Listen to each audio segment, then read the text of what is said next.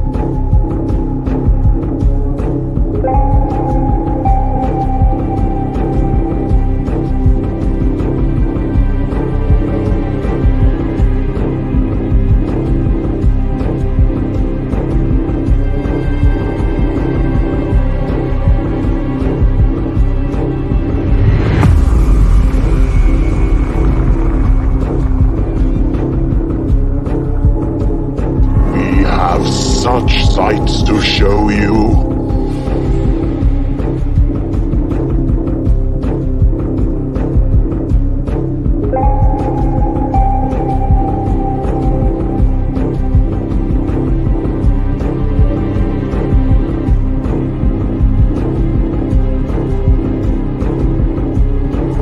We'll tear your soul apart.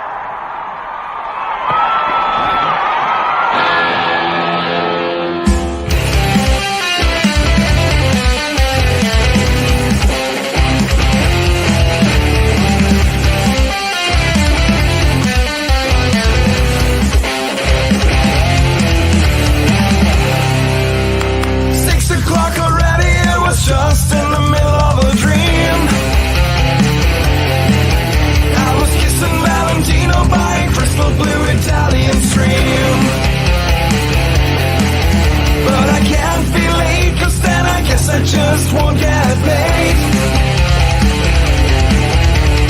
These are the days when you wish your bed was already made. It's just another manic Monday. I wish it was Sunday, 'cause that's my fun day. My I don't have to run day. It's just another manic Monday. I wish it was Sunday, 'cause that's my fun day. It's just another manic Monday.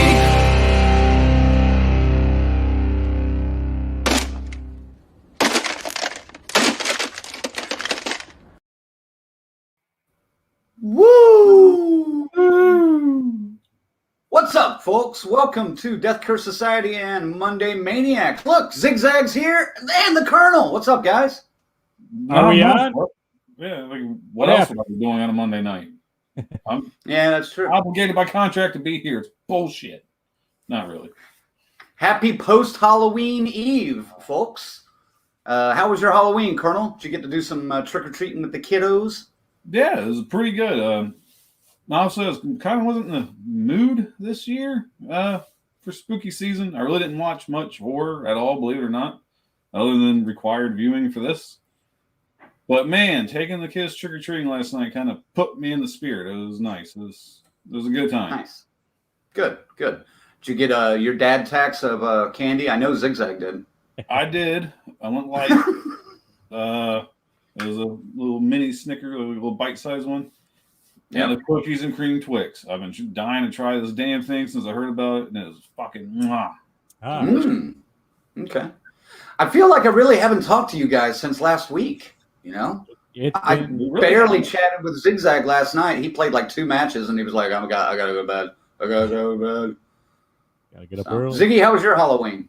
It was pretty cool, man. We went and did the trick or treating thing, and went to the neighborhood. Man was paying. They were at the full size Reese's, the full size Kit Kats, and these fuckers. They put this whole haunted like fair circus theme in there. They have a corner house in this neighborhood, bro. I mean, I got some pictures and video of it. I'll have to post it up there because it is nuts. I mean, they had a Ferris wheel. They had a bunch of dead babies on it, dolls and zombie babies and stuff. And you walk through it coming, and clowns and shit were reaching at you, all animatronic stuff. You know, it was some shit I'd never seen before. Pretty fucking cool.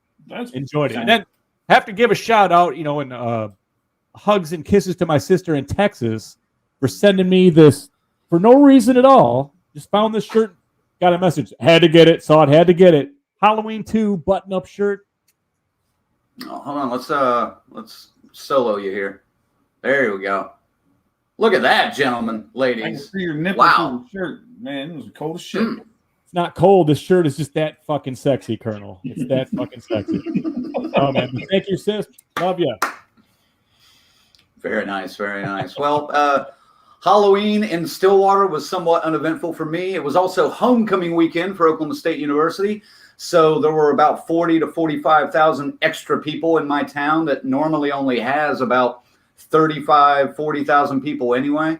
So I stayed in most of the weekend. I had to go out to work on Saturday, but I literally went out to work and came straight the fuck back home. That was it. I do not mess with the traffic, the amount of people in this town during that time. Not my thing at all. So, and my Saturday show was a complete shit show because there were so many other people there. It was just ridiculous. Well, speaking of Saturday, excuse me, I did have the pleasure of seeing Mr. Zach Wilde and the Black Label Society for the first time headlining. Oh, nice. Man, that was a hell of a fucking show, and God, I love the metal community. Yeah. Like, everybody's cool, hanging out, having a good fucking time, man. Well, you're wearing a ghost shirt tonight, right? Yeah, because I just kind of grabbed a shirt and put it on. I didn't want to wear my yellow fucking work shirt. Nice. Well, one of the bands that I saw by the way, guys, if you didn't notice, yesterday we dropped an interview I did with Ari Lehman over in Tulsa at the Shrine venue. One of the bands that opened for his band, their drummer had like the ghost Whiteface on. And I was like, oh, that's kind of cool. And afterwards, I chatted with him briefly. I was just like, hey, good job tonight. Like the band. It was a band called Shelter in Place. Saturday, I see a guy show up because we have a costume contest at the place where I had the karaoke night.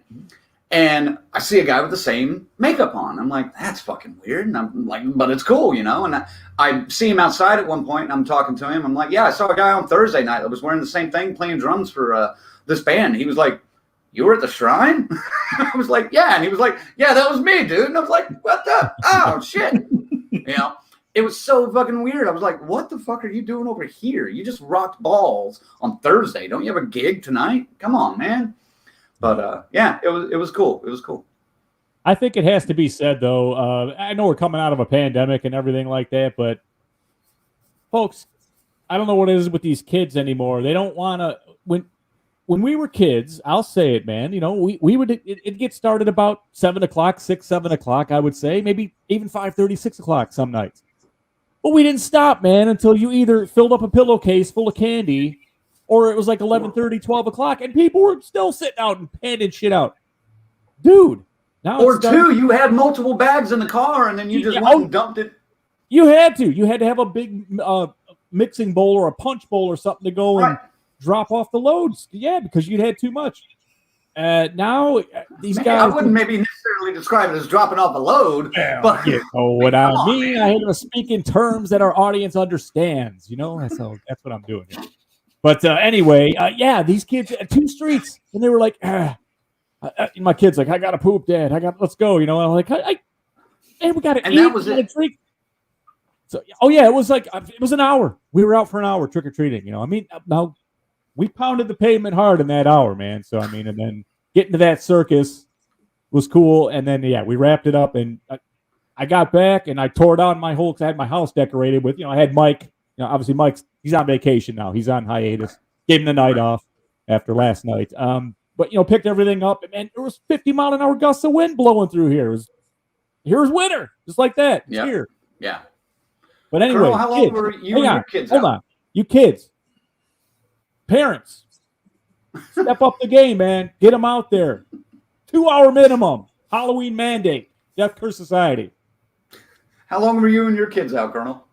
About an hour and a half. It wasn't too bad. You got. I'll accept that. One's pretty young. Yeah. Right. Multiple times she's like, I want to go home. And I was like, well, we got to keep going. I want to go home. We'll play Nintendo when we get home if you keep trick-or-treating. Okay. And then she kept that was like a little second win 3 or 4 times.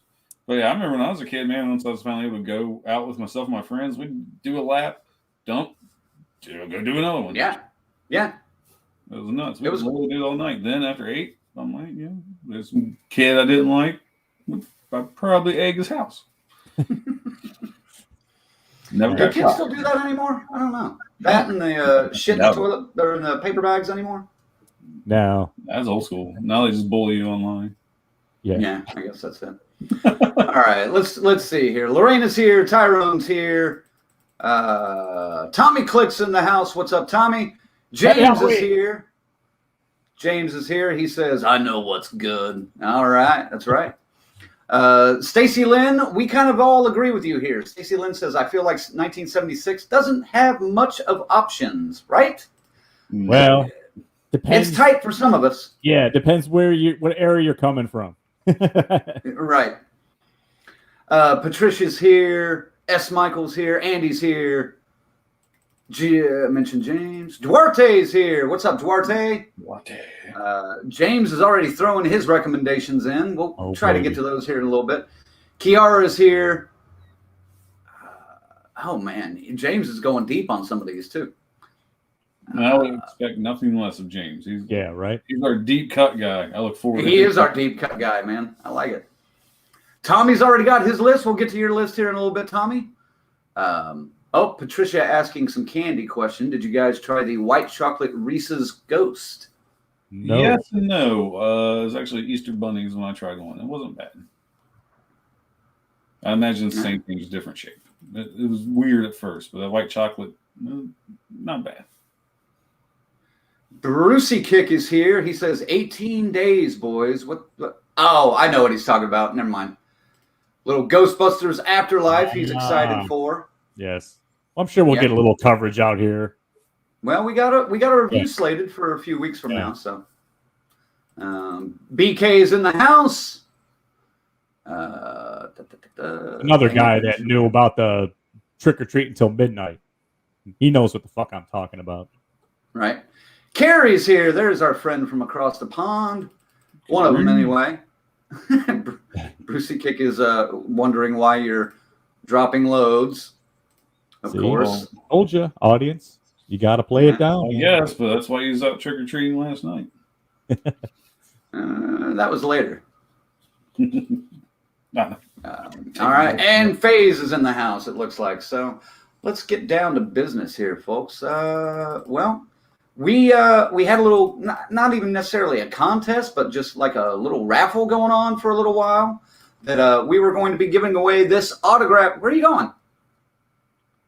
He disappeared. He went behind the. He went behind Danielle. I know what he's doing. He's finishing off from last night. Sniffing her butt.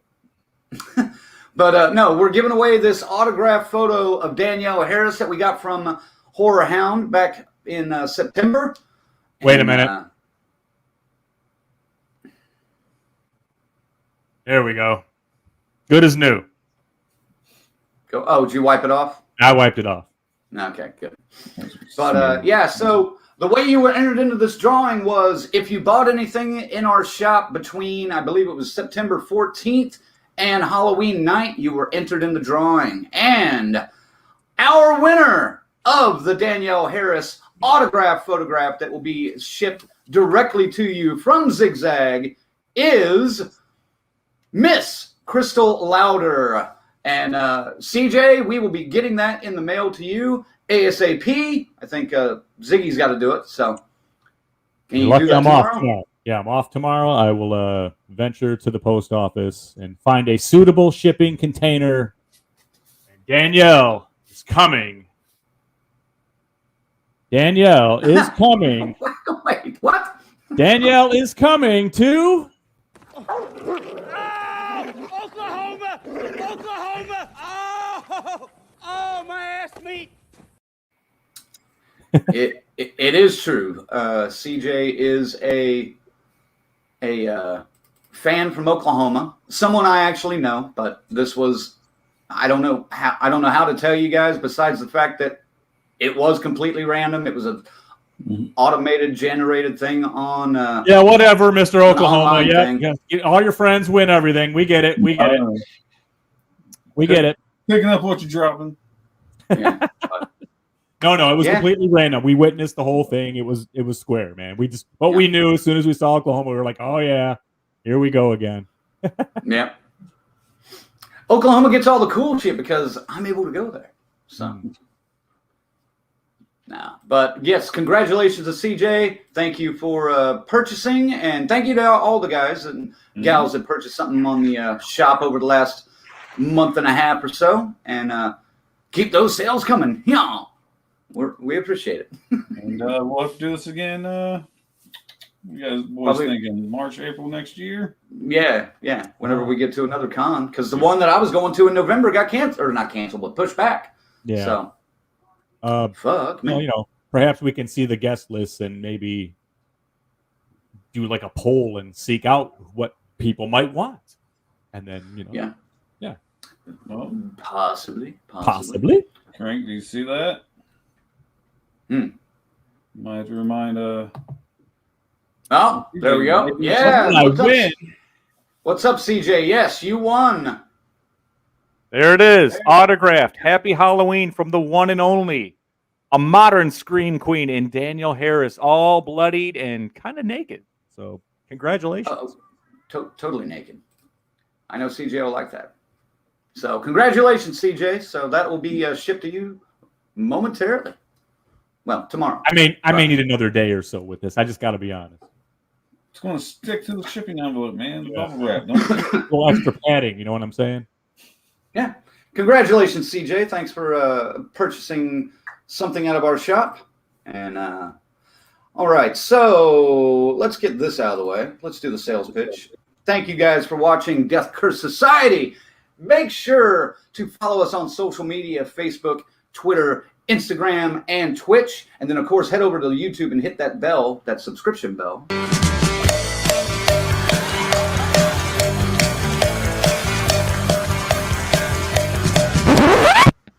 Not that bell, this bell. That one. That's right.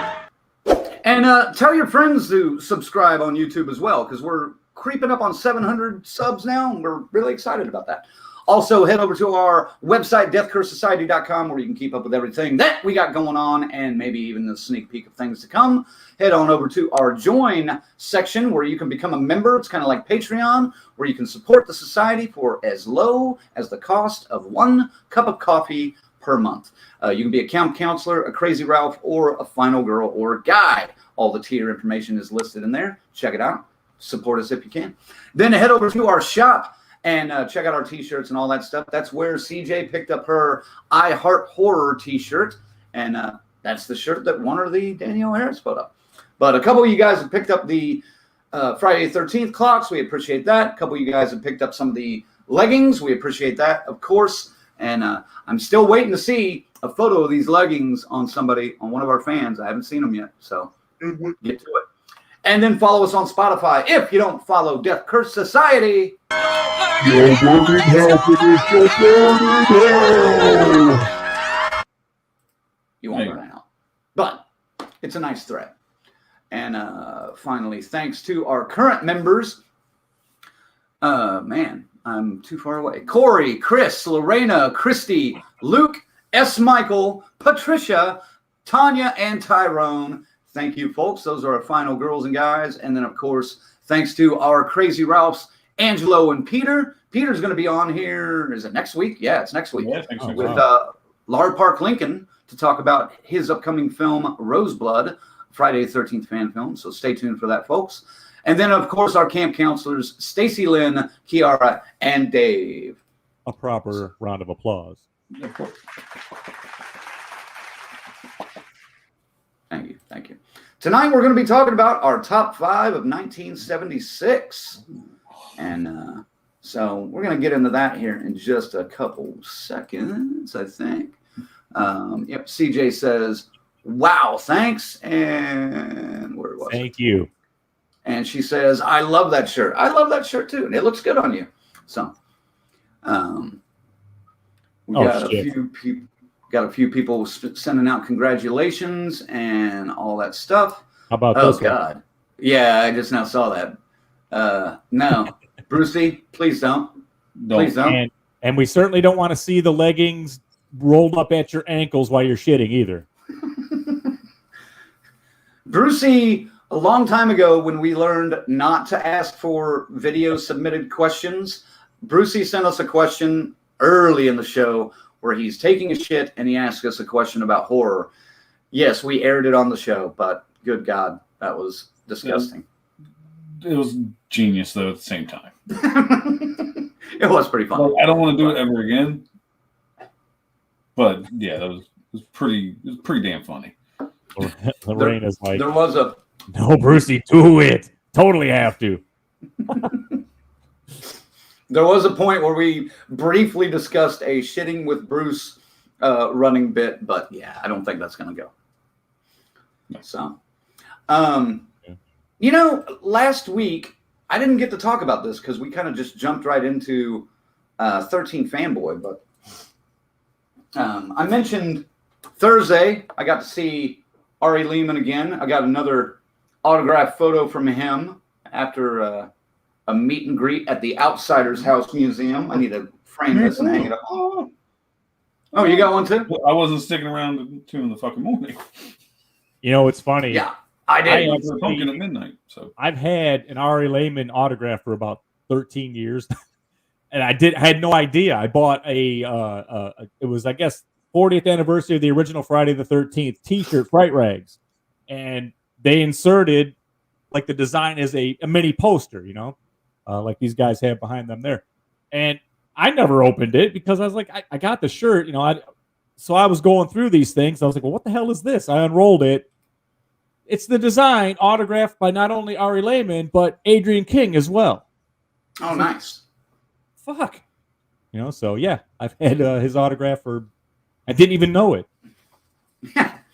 Well, I don't think you guys can see it, but I've got already got an autograph photo from right here from him with there. So I'll probably just replace that one with the new one. Well, let me get my finger right. Which fucking hand is it?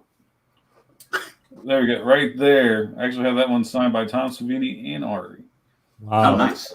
Didn't need this one, but yeah, I didn't make any money on merch. I'll tell you that. So. Well, I'll be honest. I'll be honest. He gave me this one for free. Sometimes I felt a little special. Colonel and I benefited with Deborah Voorhees in Cincinnati. Mm-hmm. She hooked us up and signed a couple extra things on the house, and when we were getting everything booked. So, and then Crank had to come up the next day and did it. And shell out $40. Shelled out $40, yeah. But let's face it. I gladly shelled it out. Yeah, right. This is the best way, and honestly, we feel a lot better asking for IDs and interviews and shit like that after we've shelled out $40 for an autograph or stuff. It's easier that way, you know. But also last week, I got to host this slumber party event, the Horror Apocalypse, at the Rodeo Cinema in Oklahoma City. And man, that was fun as hell to do. It started at 9 o'clock. We watched The Lost Boys, Child's Play 2, a movie I had never seen before called Evil Tunes. Do you guys know this one? Heard of it. So terrible, but fun. It's so awful. It's so awful, but it's fun. I was going to say something, but I don't want to. based on. Yeah, that's All right. something up in the future. We, Where did you we say also- this was? This was at the Rodeo Cinema in Oklahoma. Oh,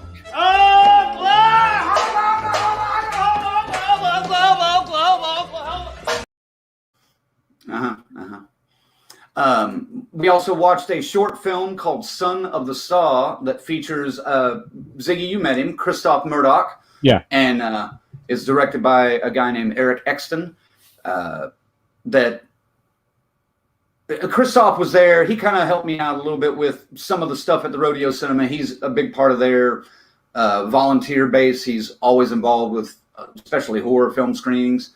And we talked about doing some other stuff in the future. We may get to that. But he also has a shop called Christoph's Crypt where I picked up a couple of things. I found I don't know if you can see that, a paperback version of Flatliners. Hold on, let me see if I can.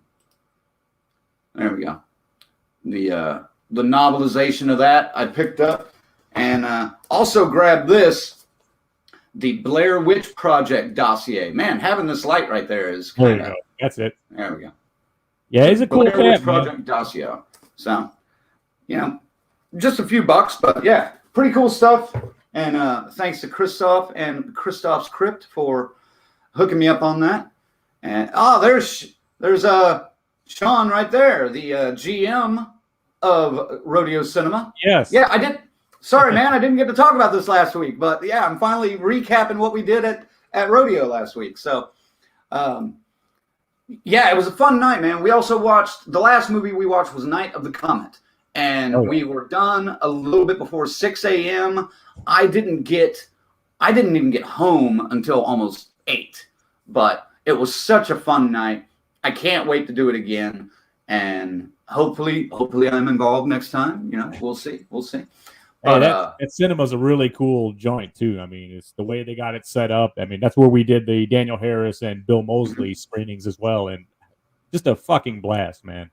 right. So I hope we can go back there, come con time next year too.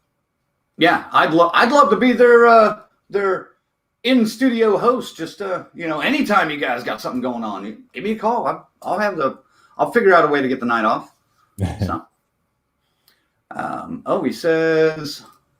he says we're doing another. We're doing another one in the summer, another sleepover. Okay, excellent, definitely, man. Let me know when. Yeah. When you get some details worked out on that. And Hey, if the dates work out, there may be more than one of us there. wink, wink.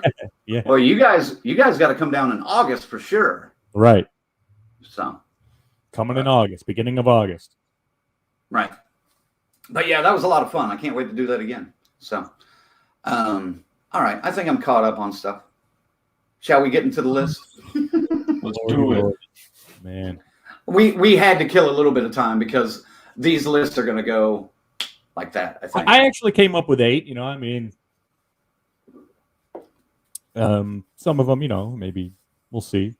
A lot of them were nostalgic for me, just based on a lot of them we used to run a lot on my Saturday afternoon horror shows, and the memories remain. Right. Who goes first? Is it Colonel's turn?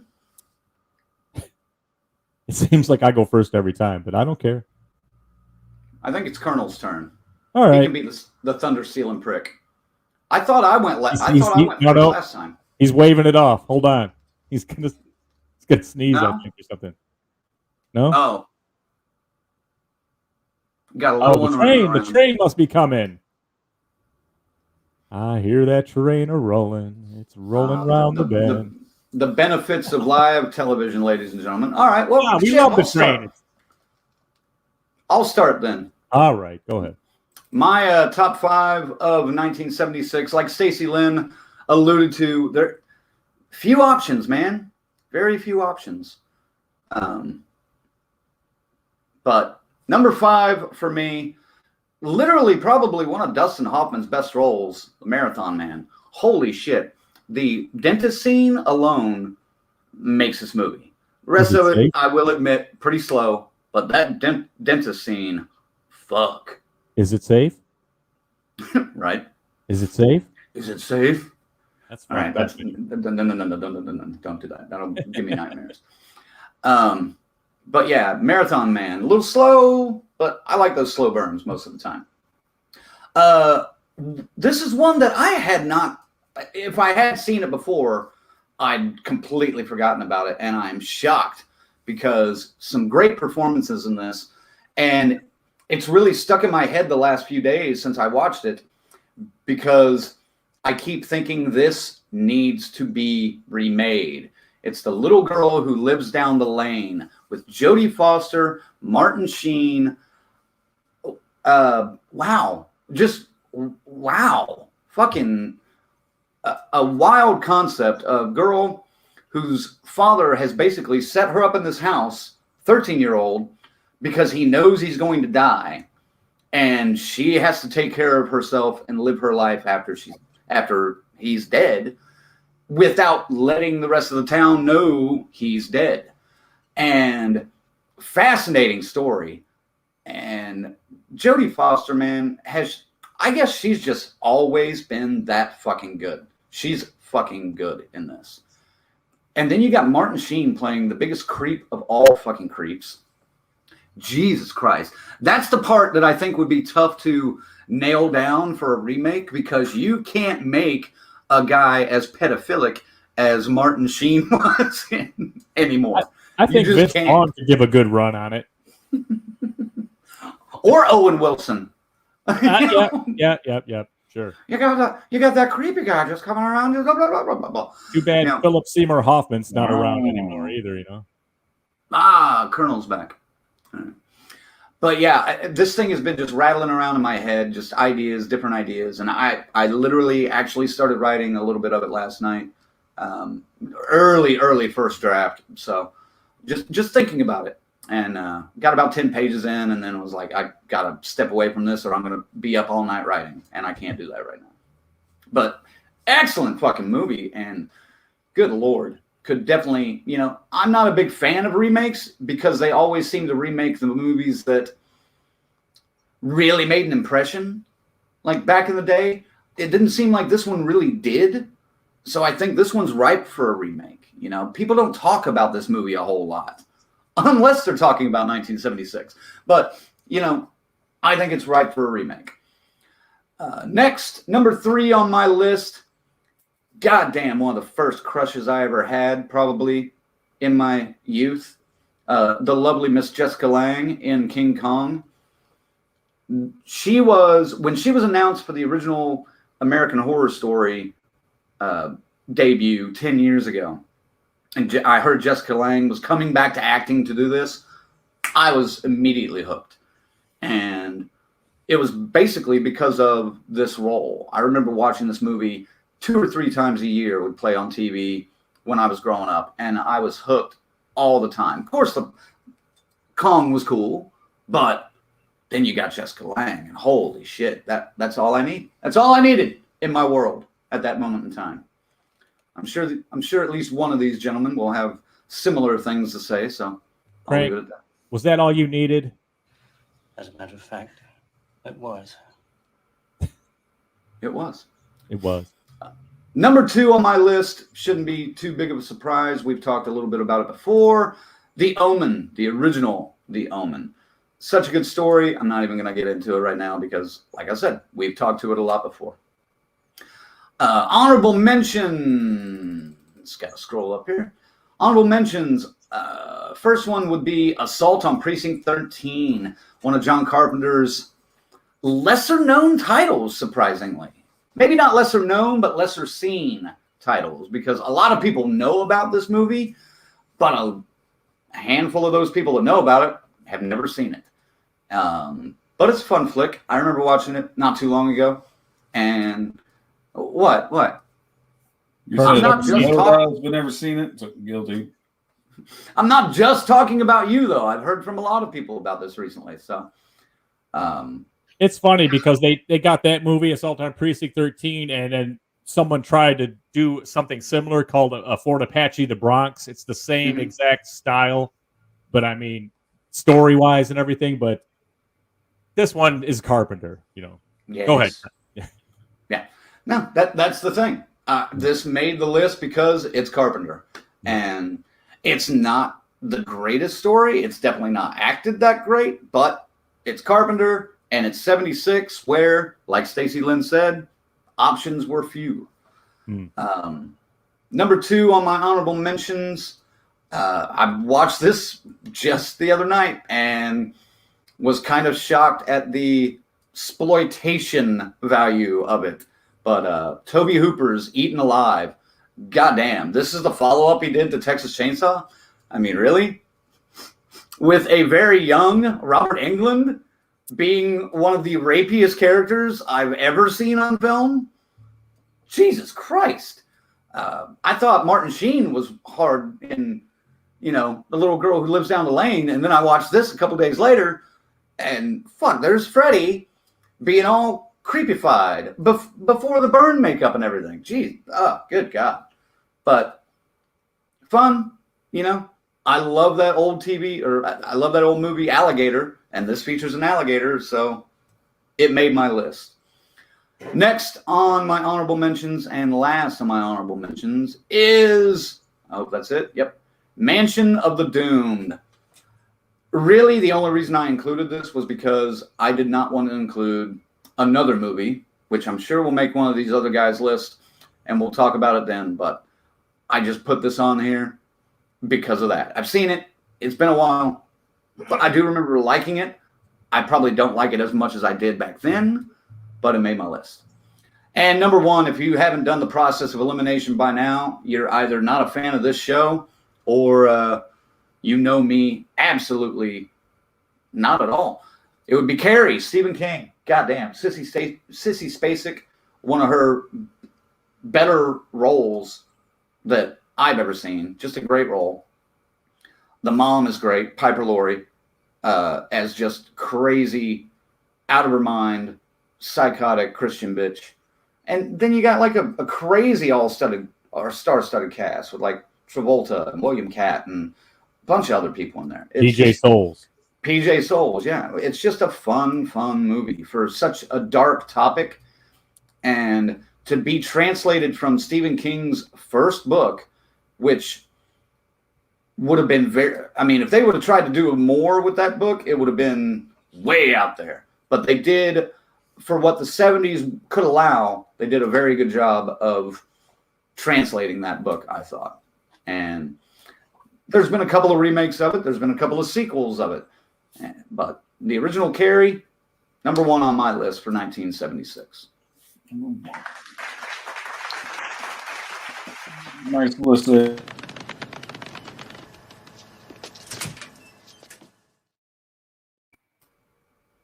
Right. Thank you. By the way, thank you. All right. Let's look at some of these comments. Okay. Looks like Lorena's working on her list. Okay. Yeah, she's got it all. Let's just do that. Lorena says, I left some obvious gems off. Carrie, The Omen, Town That Dreaded Sundown, King Kong, so I could get possibly lesser-known movies on here. It hurt. Had to cut this down from like 28. I didn't even know there were 28 horror films released in 1976. Jesus Christ. So I don't know what y'all were talking about. Depends on your era. I guess that's true. But Lorena list includes number 5, God Told Me To. Number 4, Burnt Offering. Side note, I tried to look for a free version of that somewhere to watch because I don't think I've ever seen it. I could not find one, and I wasn't going to spend the money for it right now, but I will catch it soon. Number 3, Alice, Sweet Alice. Number 2, The Little Girl Who Lives Down the Lane. Very nice. Honorable mentions, Squirm, Blood-Sucking Freaks, Eaten Alive, and Savage Weekend. I knew someone was going to bring up that Savage Weekend. The best thing about that movie is the box. And number 1 for Lorena is a twofer, Food of the Gods and The Rat Savior. You wanted to wait a minute. You just wanted to put 2 rat movies in there at number 1. Yes, pretty much. That's your prerogative, I guess. But damn it.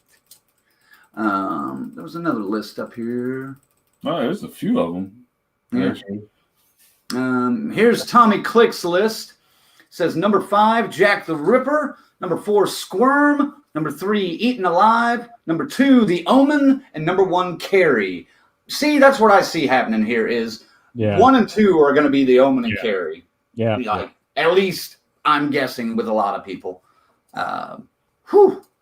You know, but those are two. There's still 2 great movies. The others that from 1976, you know, but those are still 2 great horror movies. Patricia's got a list. She says number 5, Eaten Alive. Number 4, Burnt Offerings. Number 3, Alice, Sweet Alice. Number 2, The Omen. And number 1, Carrie. She also says Carrie will always have a special place in my heart. That's, yeah, I can see that. Lorena, Tommy, Patricia. Thank you. James even says Carrie is a comfort movie for me. Whew. Here's Not quite sure how to. Well, this is a classic example of execution. So and Yeah, there you go. Memorable. You know. Yeah. Kiara says from 1976, I've only seen Carrie and The Omen. However, I'm an absolute fangirl for Carrie. I cry sometimes watching Carrie and Tommy dance during the prom scene. One of my favorite classics I'll never get tired of. I'm obsessed. Are you speaking of when that fucking camera twists around while they're twisting the other way? I almost vomit when they have that scene on just because it fucking makes me dizzy. Maybe that's why she cries. She's like, oh, God.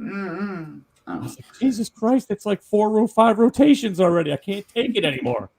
Well, they do the same thing in Prom Night with Jamie Lee Curtis, and she's, you know, wiggling and jiggling all around. So it's hard to watch that, too, except for unless you focus on the jiggling part.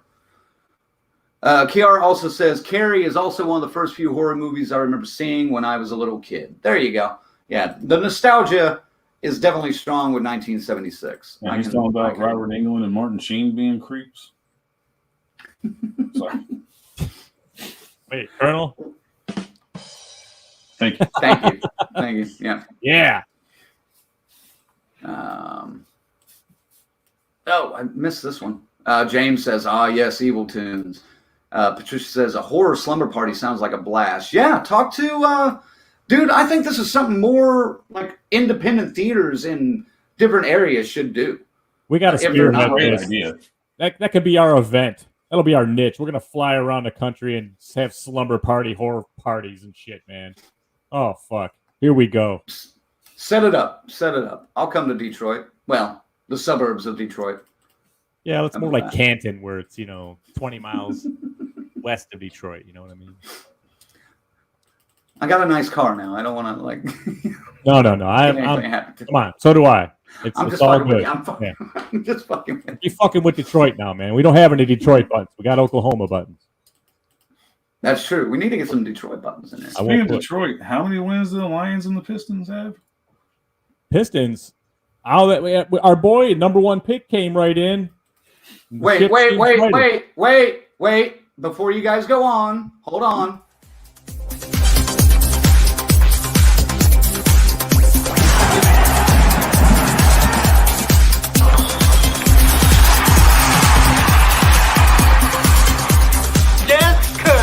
Sports.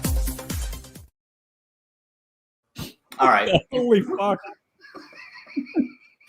First of all, we're never going to talk tennis. We're never going to talk golf. We're never going to talk soccer, you fucking douchebag. I told you guys last week I was going to do this. I'm pretty much off the Lions reporting because my final thoughts on it is this. This was our best chance to win, according to the pundits around, and a lot of people around here felt the same way with the Eagles sucking the way they are this year. They dropped 44 on the fucking Lions. They hung a 44 on the Lions at home, and we responded with 6. So, as we like to say around here in the DCS, fuck this shit, I'm out. Well, I better do my report real quick. So, the Bengals bungled. I'm going to mute myself while I laugh at my own joke. Sorry. Hold on. Go ahead. So, yeah, the Bengals bungled. They did what the Bengals done my entire fucking life. Had a huge win and then a big upset the following week. Trap game. Got caught in it. But unlike Zag, I'm not out. We still have a chance for the playoffs. Only half game out, first place in the division. I'll keep fucking watching because I was fucking glutton for punishment. Unless no, it's Healthcare Society Sports. Let me quote Sirius NFL channel after the game. They said, yeah, pretty much every team in the NFC is alive except for Detroit. That's it. They're the only team eliminated. I mean, 8 games in, we're fucking out. All right. Oh, God. Thanksgiving's going to suck, man. And that's all I got to say about that. I can't believe I was able to sneak that in under the radar on you guys. I noticed, I saw Ziggy come in before the show, and I was just like, oh, please don't hit that button. Please don't hit that button. Oh, God. All right. Colonel, Where were we on that? what should I say here? There's nothing to say. There's nothing to say. Was that the lamest thing we've ever done on this show? I thought it was pretty fucking funny. It was lame, but it was funny. Because I'm with you. I'm like, I'm not going to talk about tennis. I'm not going to talk about golf. It's fucking baseball and football here. That's all I got. Baseball. I found the most generic thing I could find to just throw on there. And that would work. That was like ESPN first aired type shit. Oh, God. I had to do something, though, because you guys just every week it's something. So I was just like, I'm doing this next week, guys. I'm going to build something for this. Oh, a funny man. That's the matter with you. All right. James says, haven't seen Little Girl in a while. I don't remember much from it horror-wise. I mean, there's not a lot of horror in it, but it was made for TV. Yeah, it was made for TV. And, dude, if the horror of Martin Sheen being a pedophile 13-year-old girl touching fucking weirdo, that's it, you know? Oh, God. So who's creepier when it comes to Jodie Foster? A little side. Martin Sheen? Or De Niro? Not De Niro. I was thinking more of a Harvey Keitel as the pimp. Oh, yeah. De Niro kind of there. From Taxi Driver? Keitel is creepy, and Keitel is always creepy. Yeah. I mean, that's just a given. I love that, though. He walks up, he's all like, oh, yeah, I'm hip. He's like, you don't look hip. Such a good fucking movie. Yeah. Lorena says, very jazzed that you finally watched Little Girl Who Lives Down the Lane crank. Yeah, I am too. James says, yeah, Food of the Gods. Excellent. Tommy, we did your list, didn't we? Yeah, he got another one up there, though. Changed a couple of them. We'll stick with the first one. All right. James is happy that somebody mentioned Savage Weekend. Lorena, Why are you happy this was mentioned? The poster is great. It's a Grim Reaper pointing, and that's as good as it gets. So you're telling me this whole idea for Sons of Anarchy from Savage Weekend?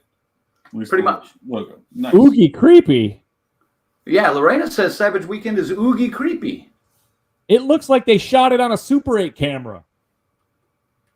A lot of movies from back then look that way. This one's didn't. Your beloved Maniac looks that way. Well, intentionally though. I mean, like they. Oh! Excuse me. Listen, excuse the fuck out of me. No, just like Carpenter, he had to have Panavision for Halloween. Just 2 years later, they went to the dollar store of film processing for Savage Weekend. That's all I'm saying. Okay, all right. Lorena says Philip Seymour Hoffman would have been great in that part. Yeah, right. She also says Andy's been trying to get me to watch Assault on Precinct 13 for years. Well, you should. Come on. James says it's a good one. Check it out. All right, we got another list here. S. Michael says number 5, Squirm. Saw it as a kid. Nightmare City. Number 4, Alice, Sweet Alice. Brooke Shields' first movie. Very creepy. The obese molester guy. Yeah. Ooh, Jesus wept. Number 3, King Kong. Charles Grodin stole the show from me. You were paying more attention to Charles Grodin than Jessica Lange? Whew. That might be an issue. Number 2, The Omen. The second Doctor who gets decapitated. Wow. Honorable mentions, Little Girl Who Lives Down the Lane, The Town That Dreaded Sundown, and then number 1, Carrie. That surprise ending still gets me every time. That one inspired so many of the jump scares you've grown to know and love. Including Ari Lehman and Friday the 13th. 100%. Was that another fucking train? Wow. It's busy in Kentucky tonight. We've got... Oh, pretty much we'd have been missing Colonel. Maybe those ships that have been parked offshore. Maybe those ships that have been parked offshore and outside of California finally landed, and they're getting everything out now. They're porting at Kentucky, the port of Kentucky. Yeah.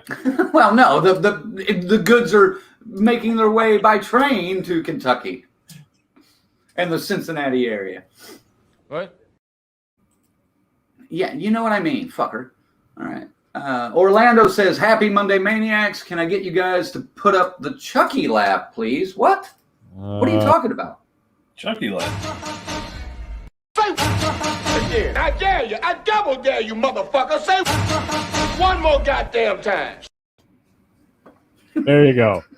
I'm still disappointed. I've not seen that in the fucking series yet. I saw the scene, that exact angle, and he doesn't say ha ha ha ha. He says something else, and I think they just first time he opened his mouth, because you hear. I think it's when he says hi, and it's just ha.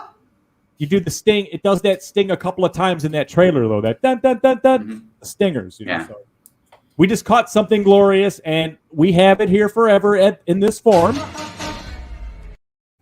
And when he means forever, he means forever. It ain't going anywhere, man. Okay. Until the dead rise from the fucking ground, and it'll be back again. We'll fucking kill it and bring it back. It's not going anywhere. Good Lord. Orlando also mentioned something on our Facebook page the other night where he saw Anthony Michael Hall was a contestant on Celebrity Wheel of Fortune. So we created a meme based on that we threw out on our Facebook, Instagram, and Twitter pages. If you haven't seen it and you have seen Halloween Kills, I think you'll love it. But thank you to Orlando for that idea, because as soon as he told me that, I was just like, oh dude, give me 2 minutes, I got something. It's working. But anyway, that was partially Orlando's doing on that. I have to give credit where credit's due, though. Lorena says, just haven't gotten around to it, that is all. I think she's talking about Assault on Precinct 13. Carrie says, video nasty Nico Masterakos Island, something Isle of Death, Carrie, the Omen, Assault on Precinct 13, Jack the Ripper, Obsession. I did my first list. Yes. There we go. All right. I'll have to look for that first one you're talking about. I don't really think I know that one. I want to say James mentioned that one before, early on. James? Maybe he did. S. Michael says 76 was a great year for creepy molester guys, apparently. Yeah. Well, it was the theme of that summer, so, everybody was a copycat. So. I guess. And, oh, shit. Damn it. The wheel on this mouse does not work very well. Where is it? Oh, there we go.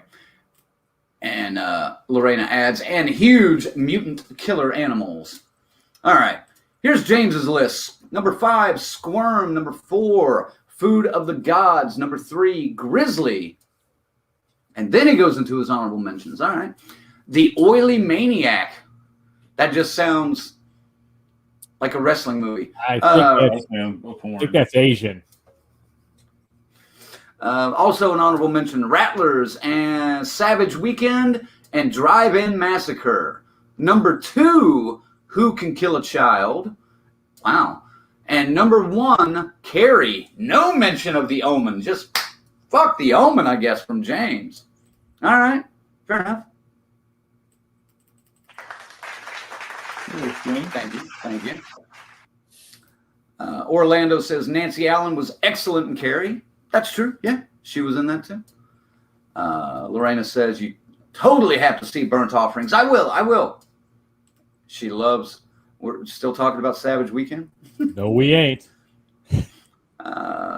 Faye says, I'm pretty sure I have burnt offerings.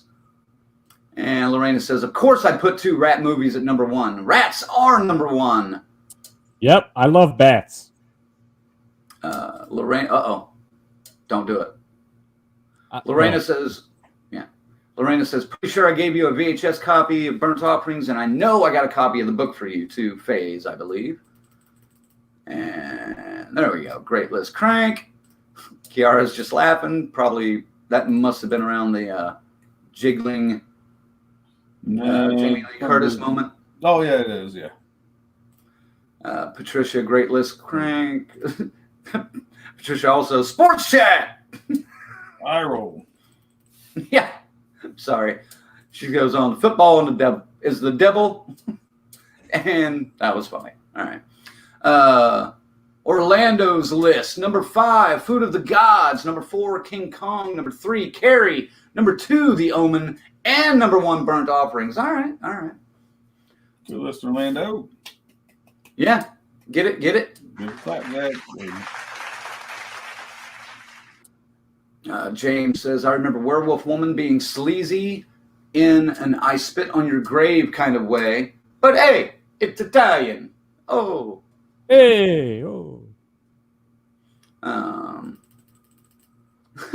S. Michael says, I like the sports. I like to see my favorite sports squadron score a goal unit. Bravo, my team. Raymond, what's up, guys? Finally caught your live. Oh, hey, what's up, Ray? This is I think this is one of the guys we met up at Horror Hound. We were chatting with. Oh yeah, right on. Yeah, right in the parking lot. Yep. And he watched our Horror Hound wrap up recently and commented that he was surprised that we remembered his name and shouted him out during that. So yeah, we're getting better with names. We're trying at least. So welcome to the live show, Ray. Yeah, we're not going to hi-hat anybody. Like, oh, yeah, hey, yeah, nice to meet you. Yeah. Good to see you. No, man, it was a nice conversation, and out in the parking lot. But welcome. God damn it, welcome. We always have good conversations with horror fans, though. That's what's great about horror fans. Lorena says, yes, it is oogie creepy, and yeah, it's terrible, but when have I not put a terrible movie on my list? Yeah, that's true. I understand this. That's why I have Boarding House on my shelf. All right. S. Michael like this. Tommy Click says, I watched Rockula for the first time. It's finger looking good. I loved it. All right. S. Michael actually did an interview with Thomas Dolby recently. I believe it's on. Put a link in the comments if you don't mind, S. Michael, so people can check that out. Because Thomas Dolby found some extra footage from Rockula, and they restored it a little bit and shared it Halloween night. So, what you do, man? You just reach out to Thomas Dolby and say, "What's up? What's going on?" Or how? That's a good hookup, man. I'd like to hear that story. I'm kind of curious about that too. James says it's like Mosto Rock S. I don't know what that means. Orlando says, thank you for the partial credit. Keep the shows coming. Will do, Orlando. James says, Island of Death. I haven't seen it, but I have seen Hired to Kill. These are starting to sound like Steven Seagal movies. Yeah. Steven Seagal is hired to kill. On an island of death.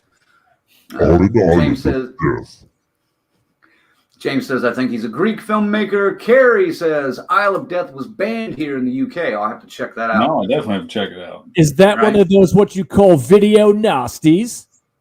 Yeah, probably. I used to seek those out. Gates of Hell, City of the Living Dead, video nasty for years.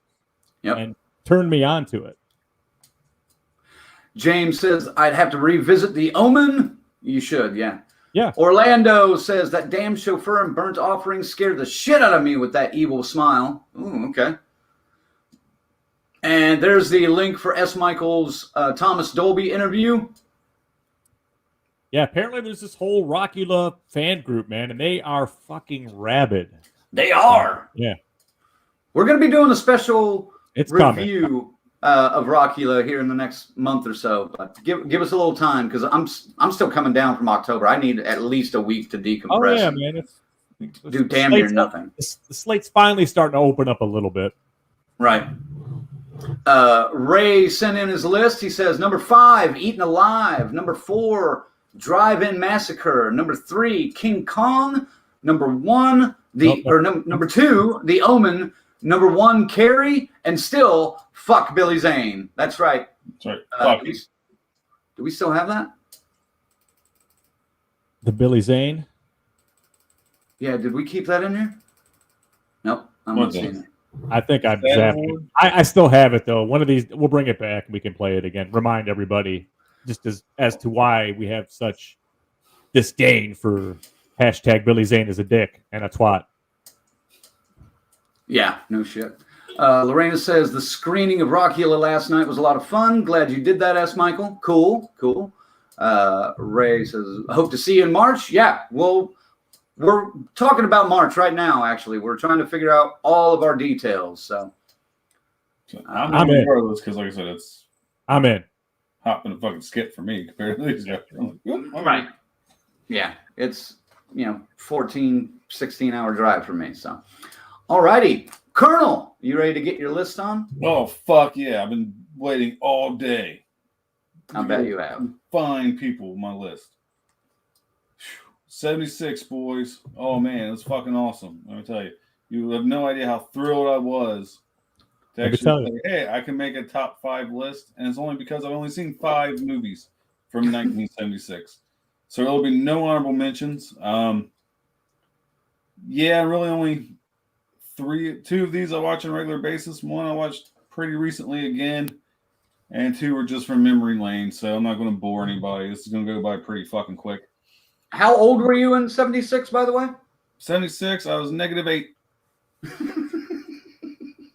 All right. Yeah, I was still in the sack. So number 5, The Town That Dreaded Sundown. I'll be honest with you. I remember more of the remake than I do the original. But I remember seeing the original, so therefore it is on the fucking list because I have to have 5. Minimum effort here, people. Number 4. This movie's fucked up. I'm not gonna lie. This is one of the ones I've seen recently. I'm like, man, it's fucking terrible and it's fucked up, but it's a fun watch. Blood-Sucking Freaks. Thank you, Troma, for bringing that back out so I can enjoy this film. Coming at number 3, I was an odd kid. Before I tell you what number 3 is, there are actually pictures of me on the beach at like 6 years old.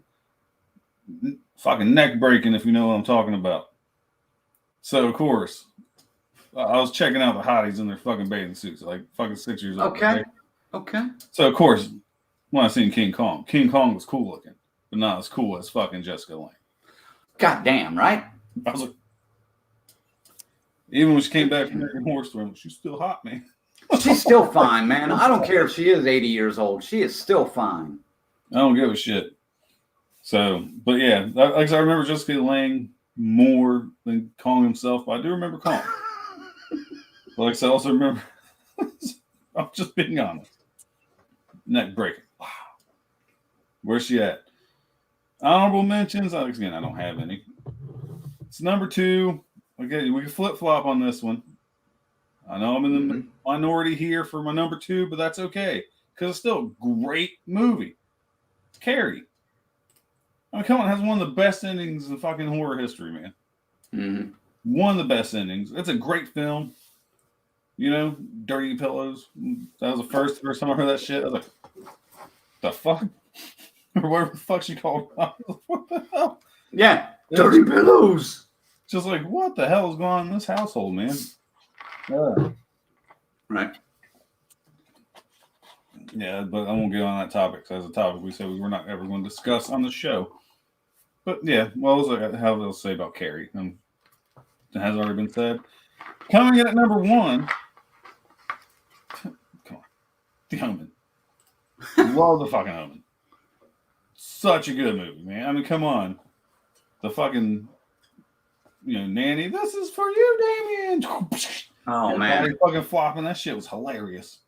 That still makes me laugh. And like one of the best decapitation scenes in cinema history. Fucking fantastic. Mm-hmm.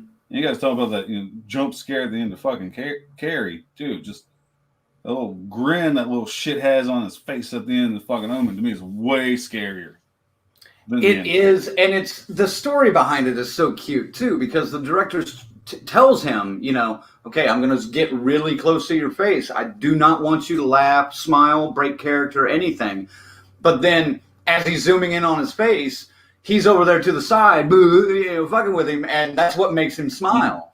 You know, and the fact that Richard Donner would go that far to just play with the kid, you know, that was a cool moment, and I just love it that they kept it, you know, and they use that moment.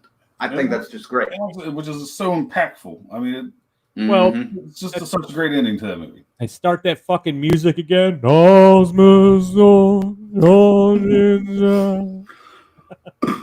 I still loved when South Park would rip that off for some of their different things, you know. Lactose, Dominoes, cheesy booths. Colonel, just cracked me up. Good list, even betterable, honorable mentions.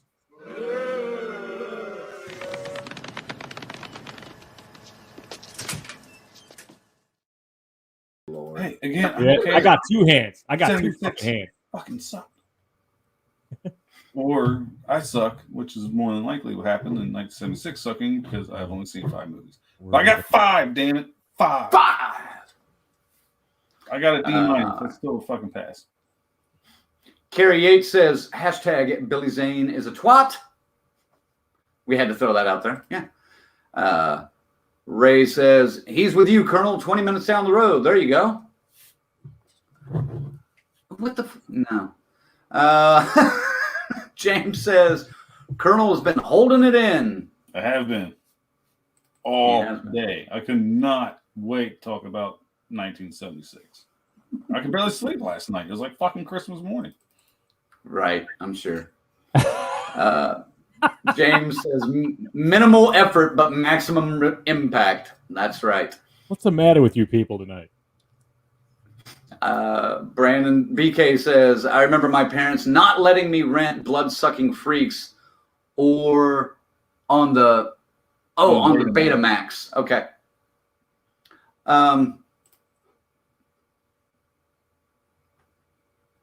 There you go. I expect nothing less.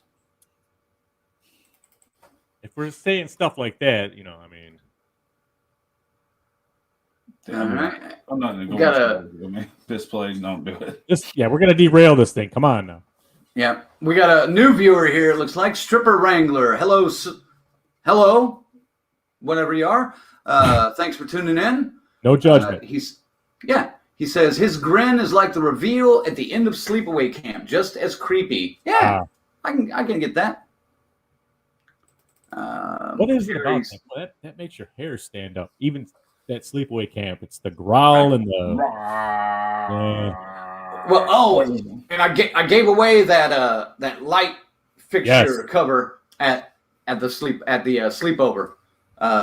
But I had to stick my finger through the hole to kind of my pinky to signify what it would do and how it worked. Yeah, and once you get it, I still have one here. We may give another one away at some point. We will see. They loved it though. The people that wanted, they loved it. Yeah. I gave away a ton of shirts there. I think I only had 2, and then I ended up giving 1 to Ari. I think I've got 1 left. Everything else went out the door at that event. That's what it's all about, man. Yeah. Carrie says, I sent you the YouTube trailer link. Patricia and Lorena also say, great list, Colonel. Thank you. Let's ride. Fantastic. Oh, word. All right. Well, the old man of the group that was actually alive in 1976 now gets to go. So, go ahead. Go ahead, Ziggy. Don't be pretending like you weren't alive in 76. I am. The fuck? Well, he might not have been though. Wait a minute. I was all of 2, but okay. I was. That's right. You're a 74 guy. You know, so you're only a few years older or younger than me. I know, but I don't get to rub it in very often. I still have to do it when I get the opportunity. Yes. So fuck you. Yes, it's fine. It's fine. I will drink some more blood and preserve my youthful appearance somehow. You do get picked as the youngest one of us too. I don't know what to tell you, man. Let me shave this off. Yeah, right. I did used to have a little shitty mustache that made me look older than I am. You know what I mean? So, 1976. It's cool. I didn't have a problem coming up with 8. I actually had to trim a couple off of this list, to get down to 8. And fuck it. Like I said, a lot of mine appeared on some of those Saturday, mostly my honorable mentions, those Saturday afternoon creature features. Loved it. But number 5, we talked about it a ton already. Jodie Foster, the little girl who lives down the lane. I remember watching this on TV when it first aired, and the nightmares it caused me and my sister when that lady fell down the stairs, and then they showed her at the bottom of the stairs all crumbled up and bleeding. That was nightmare causing, But then I love the ending, where he's like, "Oh, it tastes like almonds, this tea," Now, and then he's still trying to, fondle her and stuff while she's sipping her regular tea. I would have loved to see that ending, like have her back on that corner of the house digging another fucking hole while the credits are rolling. You know what I mean? That would have been the perfect fucking ending. I almost wanted a Psycho 2 ending. Yeah, give him the poison tea, but right before, he starts realizing, holy shit, bam! Just beat him in the back of the head. That was shocking, too. The shovel whack and then the twitching was pretty disturbing. Yeah. Number 4, I did it. John Carpenter, Assault on Precinct 13. Yeah, it's not really horror, but I mean, it's reality horror. People that are this vile and this capable of doing the shit that these assholes were doing. There's your horror. Mm-hmm. But it feels like a Carpenter movie. Horribly acted, much better than Dark Star, but these were the teeth cutting on our way to Halloween, man. This is what we had to go through to get there. Number 3, The Town That Dreaded Sundown. Now, this movie plays like a episode of Dragnet, kind of.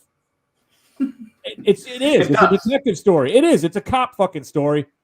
But if you don't see the inspiration that Friday the 13th Part 2 took from this killer, obviously blind. I see it on the screen. Yeah, I see it in the poster. Yeah. So it's there. Now, maybe Friday did it a little better with that, but this is the first guy in a sack. Okay.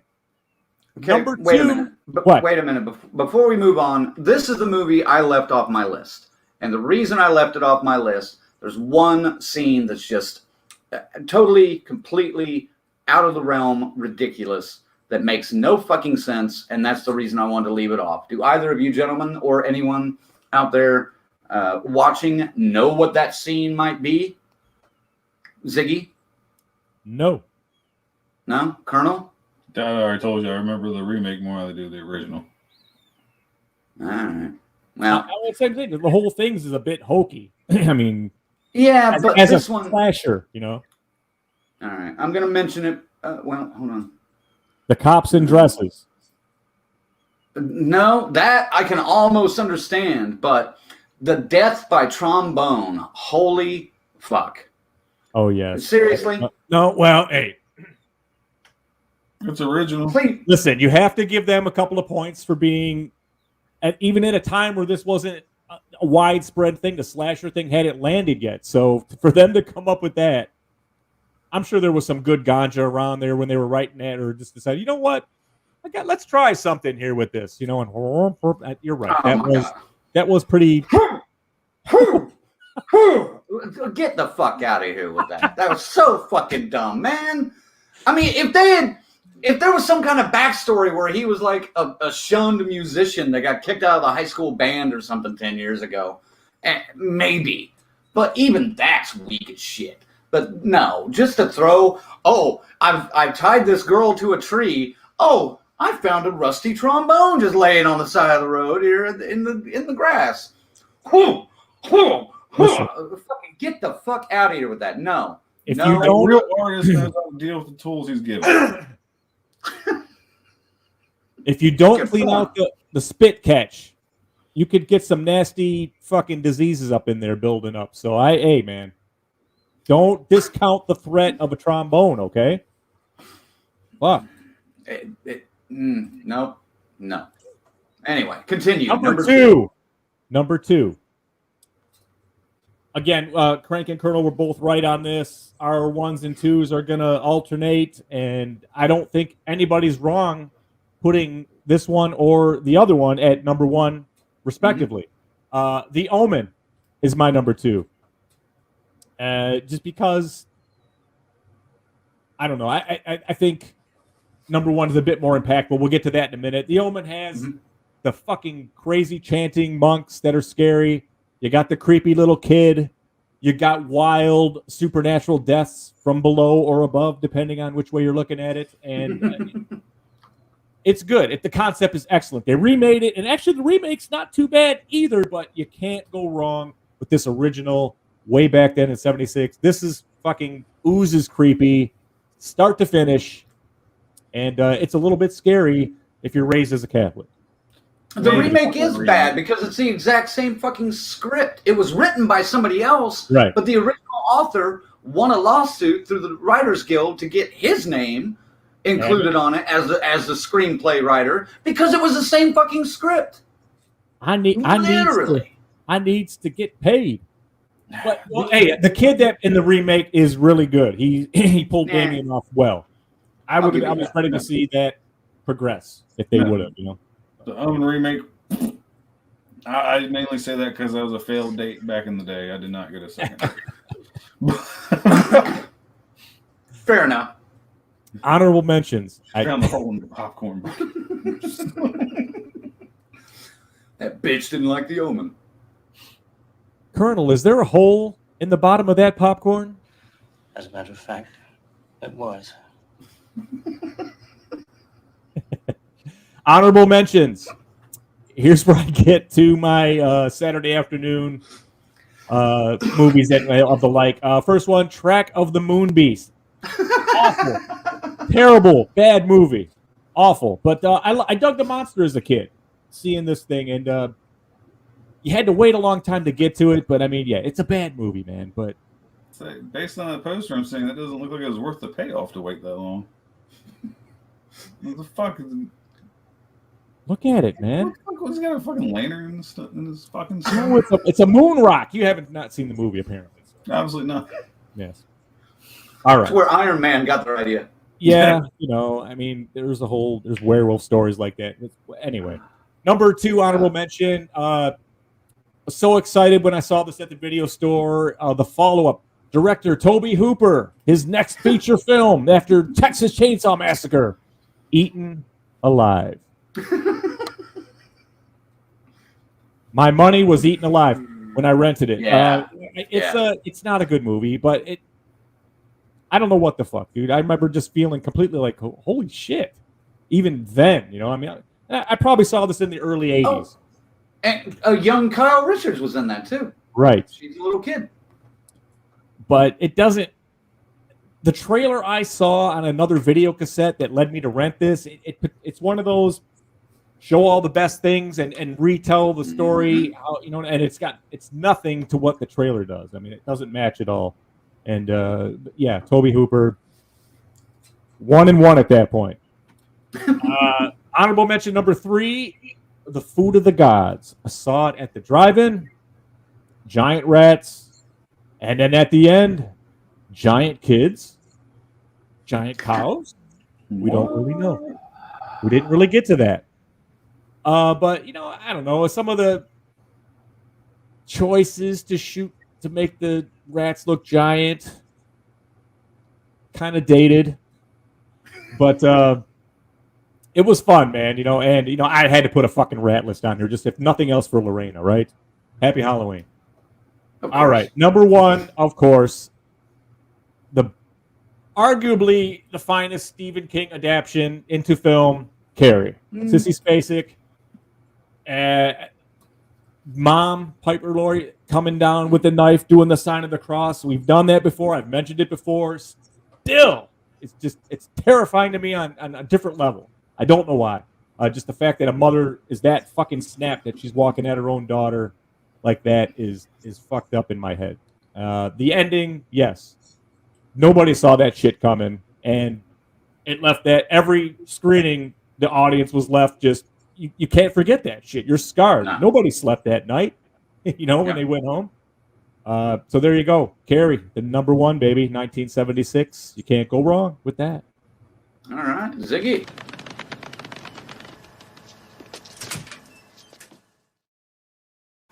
Good list, Zach. Very nice. Very nice, yeah. All righty, let's see here. Track of the Moon Beast. All right. I gotta mention this. Lorena talking about the little girl who lives down the lane. I like the way it ended. Man, dead pedo. Yeah. The way any movie with a pedo should end. Carrie says, my to-watch list has grown. That's what Mondays are for. Hell, yeah. I find out movies on Monday that I'm like, put that on my list. BK says, the music in Precinct 13 is incredible. It's been a while since I've seen. You guys were trying to guess what I was talking about in The Town That Dreaded Sundown. The cops in dresses, no, I didn't necessarily mind because in the 70s, I could see cops doing that to try to trap a killer. How many times did we see that stupid shit on like Barney Miller or Three's Company where they went undercover, with the stupid wigs and shit like that, for sure. Oh, I love the episode where Jack Tripper dresses up as like Grandma Tripper. Tries to do that, win the cooking competition, and the host is like a Richard Dawson kind of guy, and he's like has to kiss him every time. So hysterical.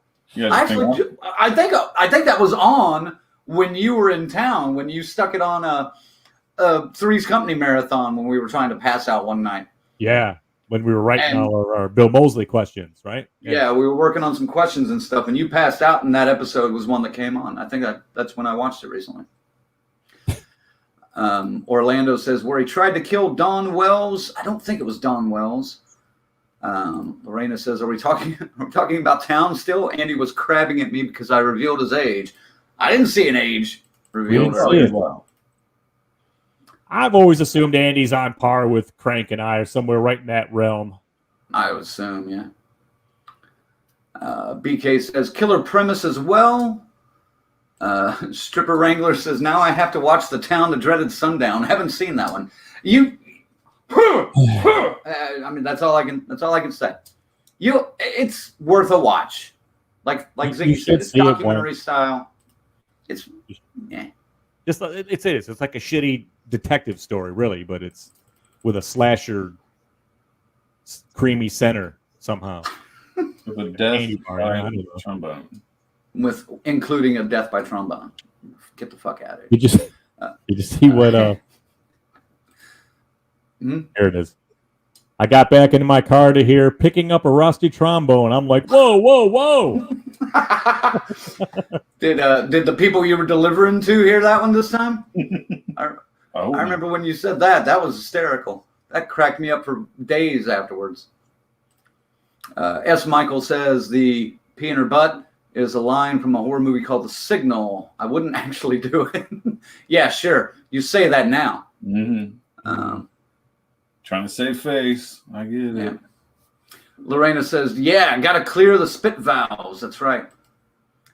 James says, I like the signal. Lorena says, Track of the Moon Beast? And you were giving me crap for Savage Weekend? Now listen. I told you this was on the creature features, so it had to be safe and friendly for the kids that were watching at 12 noon on Saturdays. You ain't getting Savage Weekend on fucking Saturday afternoon. She does have a good point. James says, I don't remember Track of the Moon Beast all that well. James says, Lorena knows the deal. S. Michael says, Carrie edges out the Omen for me in terms of direction. Yeah, it's just a better movie, but the decapitation in the Omen was truly terrifying. Oh, yeah. There's that phase comment you just mentioned. Mm-hmm. Carrie Yates says, thank you, Blockbuster Video, for nurturing my love of horror. Hell yeah. I think most of it, Colonel, you still had a little bit of the video store era when you were growing up, didn't you? Sure, yeah, I mean, fuck, man. That's all we had. Okay. What are you talking about? I mean, they didn't get phased out until I was, what, like 20? Okay. that's a feeling that most people are never going to experience if you're younger. I mean, that was the best. Going in there to just and heading over to the horror section just to see what the fuck.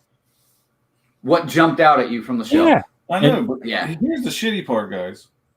By the time I was old enough to get a fucking card, I got my fucking card. Like I said, I had it for like a year, and then it was like, poof, gone. I was like, fuck. That was bullshit. Stores closed. Waited my whole life to get that fucking card. Yeah. It was the independent stores. Fuck Blockbuster. It was like the one here was called Universal Sight and Sound and Discount Video. That was the other one. They had the selection. They were the ones that had all the fucking goofy shit. That's where I saw the Halloween video game for the 2600 on the shelf. You know, I was like, holy what a video game? What the? Don't say fuck Blockbuster. I used to manage Blockbusters back in the day, man. Well, that explains why they failed in Oklahoma. Oh. No. Just fucking with you. No, I quit when I quit when I sold my first script. I was like, fuck this shit, I'm out. I didn't work for like a year and a half. All right, Lorena says, food of the gods for the win. Oh, the rats looked awful. Real rats aren't too aggressive unless french fries are involved. Mm-hmm. S. Michael says, nice list, Colonel and Zag. Thank you. Or, excuse me, fine list. Dave says, nice list. Halloween Kills sucks, by the way. He watched that today and sent me his notes on it. By the way, I love the fact that some of you guys will just, out of the blue, and I'm not saying this sarcastically, I actually love the fact that you guys just out of the blue will send me a message like, hey, let's talk horror for a few minutes. And we do. When I was driving to Tulsa on Thursday, I literally drove all the way there in the middle of the afternoon, just swapping messages with Luke Knutson. And we were just talking about a variety of random topics, and it was fun. And it kind of entertained me on my drive. So yeah, keep it up. I may not respond super quick, but you know. Evil dies tonight. Oh God. Evil dies tonight. Evil dies tonight. Evil dies tonight. Tonight. All right, that's enough of that shit. Got to do it at least once a show. That's true. That's No, true. we don't. Lorena says, excellent list, Zag. What? Okay. Tommy says, gotta go, guys, and get some KFC. Extra crispy meal. It's finger looking good, guys. All right. Monday Maniacs brought to you by KFC. I guess. S. Michael says, yeah, it's where Jason got his sack. Yeah, from Texarkana. The remake of The Town That Dreaded Sundown was not good, unlike the remake of The Omen. Okay. It was not good. Agreed. Stripper Wrangler says, we had network video. It had a better selection than Blockbuster or Video Village. Every independent video store in any town, anywhere USA had the better selection. I will agree with that, but Blockbuster was such, at least my time there was such a formula time.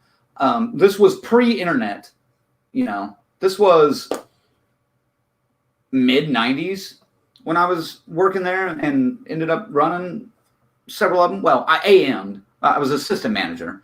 I wasn't the store manager, but I was on track to get a store.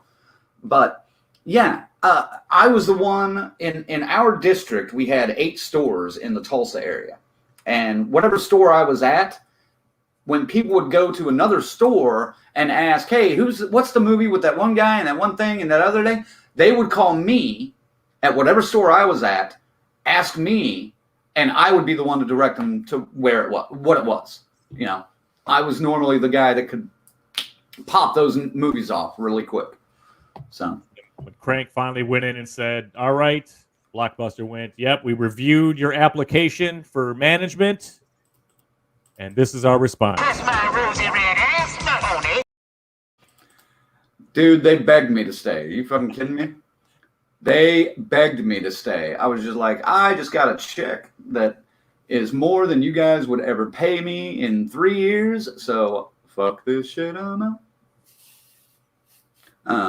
Patricia says, great list, Zag. Lorena says the best video stores were the crappy fly-by-nights in the strip mall, Freaks, Over the Edge, I Spit on Your Grave, all the good stuff. Yeah, I mean, you couldn't get like I Spit on Your Grave or Faces of Death at a Blockbuster. Like you could at the Showbiz or the network, or whatever you mentioned earlier. Discount and Universal Sight and Sound. No longer, none of them exist anymore. They're all gone. All right. They did have the best movies, though. Yep. Lorena says, Ibu never died.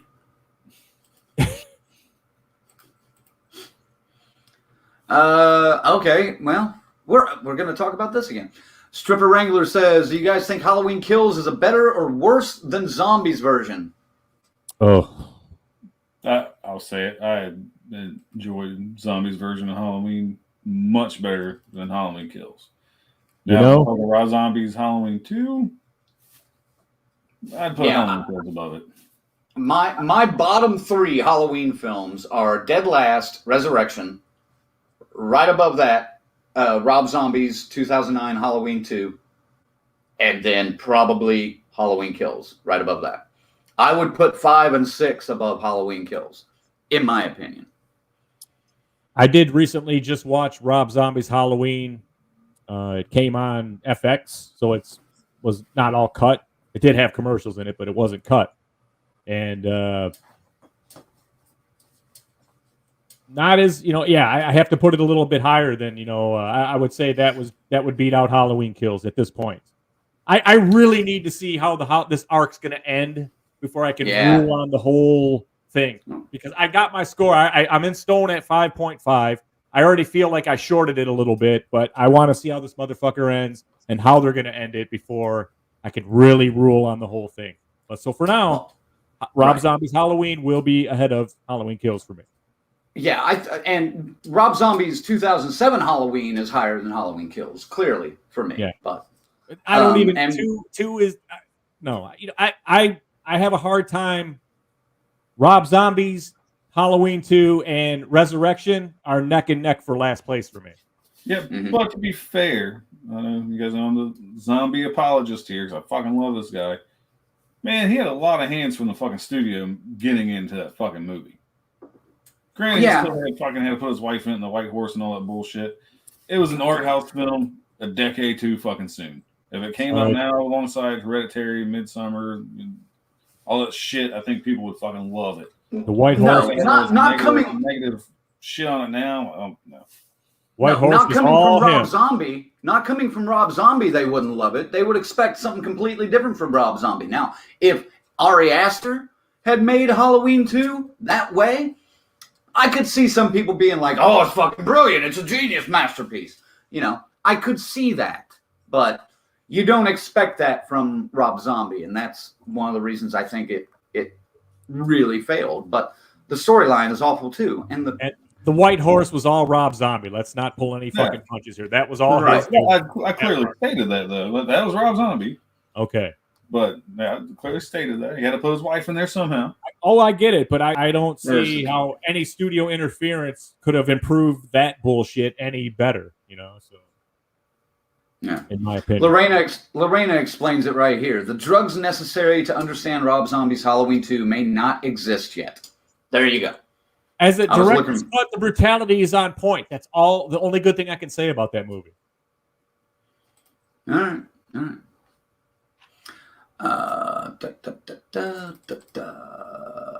All right, we got that question out of the way, I think. Patricia says, we had a super small video store in the town where I grew up. It didn't last long, unfortunately. I did borrow a lot of good movies from our library, though. Yeah. Especially low-budget horror films. Yes. Oh, yeah. And Stripper Wrangler says, so you're Randall. Yeah, I would be the Randall from Clerks. I was a lot nicer back then because I was only like 19 to 20-ish, 22, somewhere in that area when I worked there. So I was a lot nicer then, but I was definitely perfecting my sarcastic attitude during those times. You dick! Exactly. S. Michael says, the mom and pop stores were my favorites. One owner was a horror geek who let me rent as many as I wanted for $3. Nice.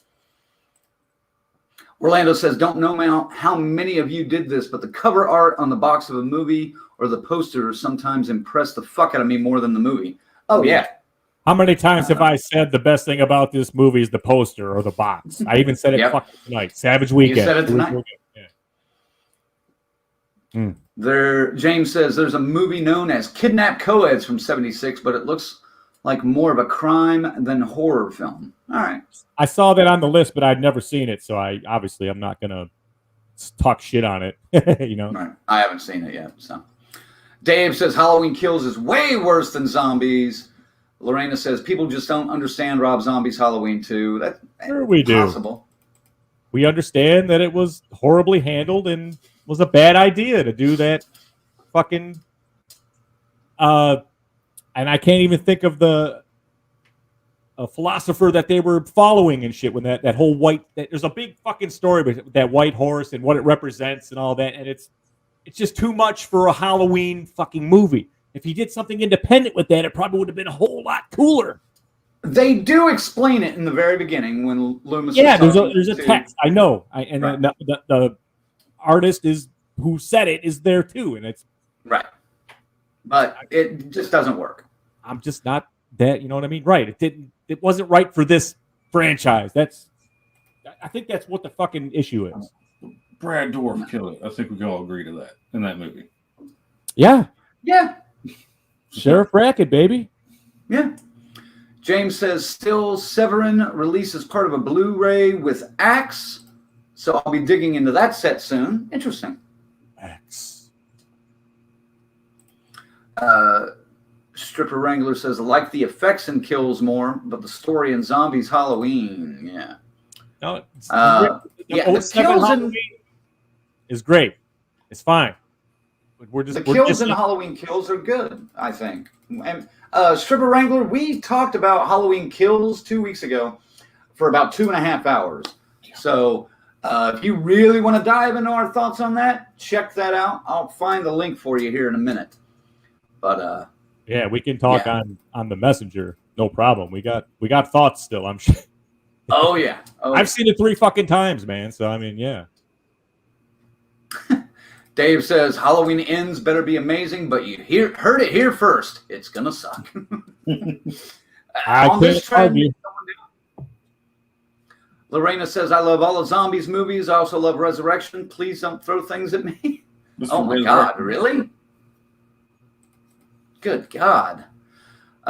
Dave says I'm fucking done with Blumhouse. Should be changed to Outhouse. Yeah. So we're not excited about the movies coming out. We're not excited about the 3 Exorcist movies coming, then, eh? I am not. Bitch. No, if they're anything like this, then no. I might like the first one a little bit, and then I'm going to probably hate the second one. And yeah, so no.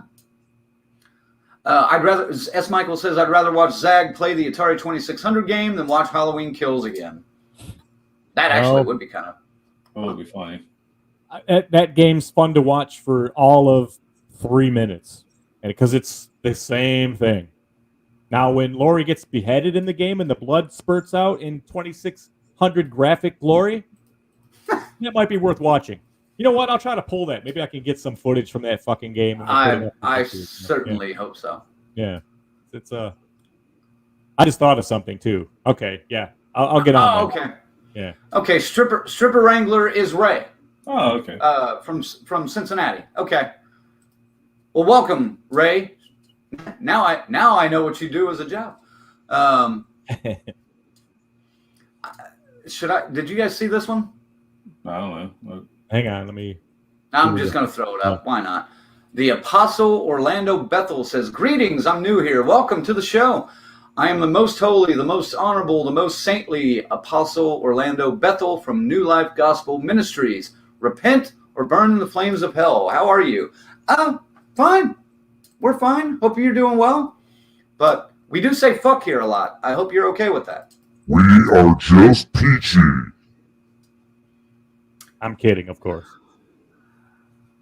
Anyway, I don't know what that was, but it's fine. You know, yeah, we're not against any kind of religion around here. We just don't talk about it much. That's all. Yeah. Lorena says, I told you guys I love Resurrection. Pretty sure you threw things at me. Just once. Well, except I don't for have Colonel, everything I have is breakable around here, so you're lucky. That's a well, every time someone says resurrection, I'm going, "Wah!" Because like a boy, really. What? Lorena like, says, Go ahead. I'm burning in the flames of hell. How are you? You mean like Bruce Lee? What? Wah! Yeah, like fucking Busta Rhymes does before he whoops Michael Myers' ass. Oh my god. I thought you might have meant Busta Rhymes what Michael Myers ass. Can we believe that was an actual fucking movie? I just said when you said wah, you know what I mean, obviously.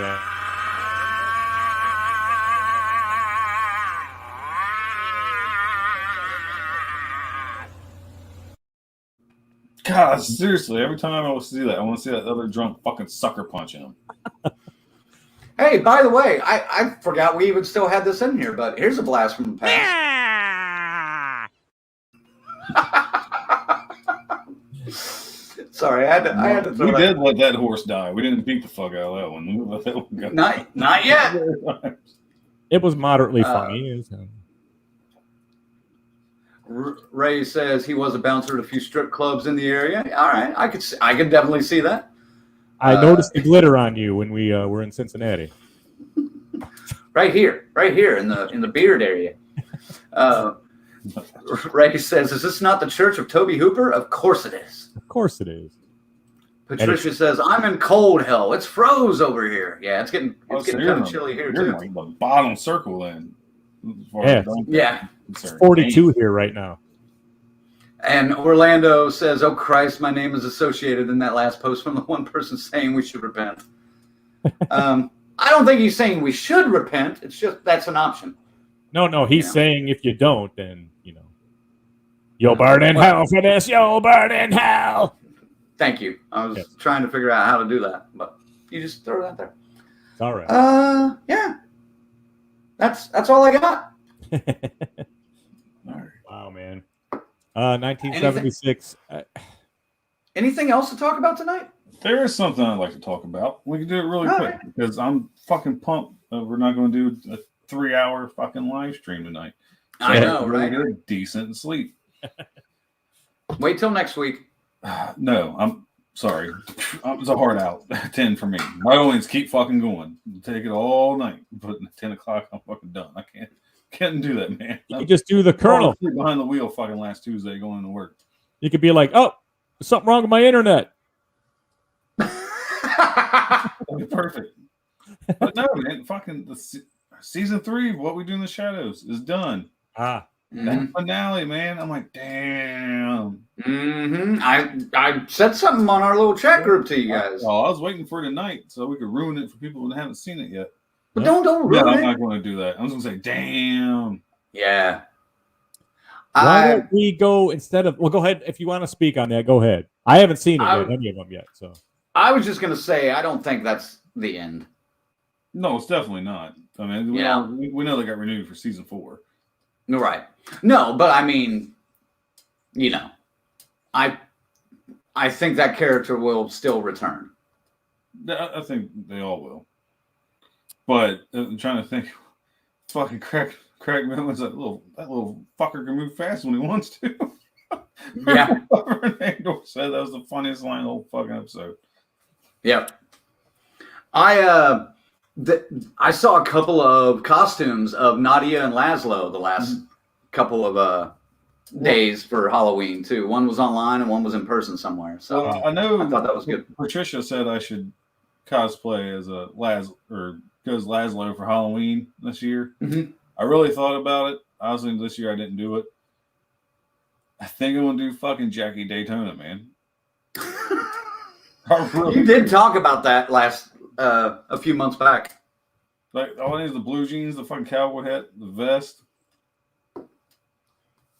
fucking toothpick. Bam, I'm in. I mean, I think you could pull it off. Trim it up a little bit. I already got the right kind of face. I can pull it off. Yep. Patricia says, "I just watched the finale, Colonel. It was so bizarre." Yes, it was, especially the ending. I was like, "Holy shit!" That was the oddest fucking thing I've seen on that show. Other than, and then Zag, you'd appreciate this. There's one scene where it clearly rip off the fucking half baked. Fuck you, fuck you, fuck you, you're cool, and fuck you. Yeah. That's hilarious. Yep. That was good. Yeah.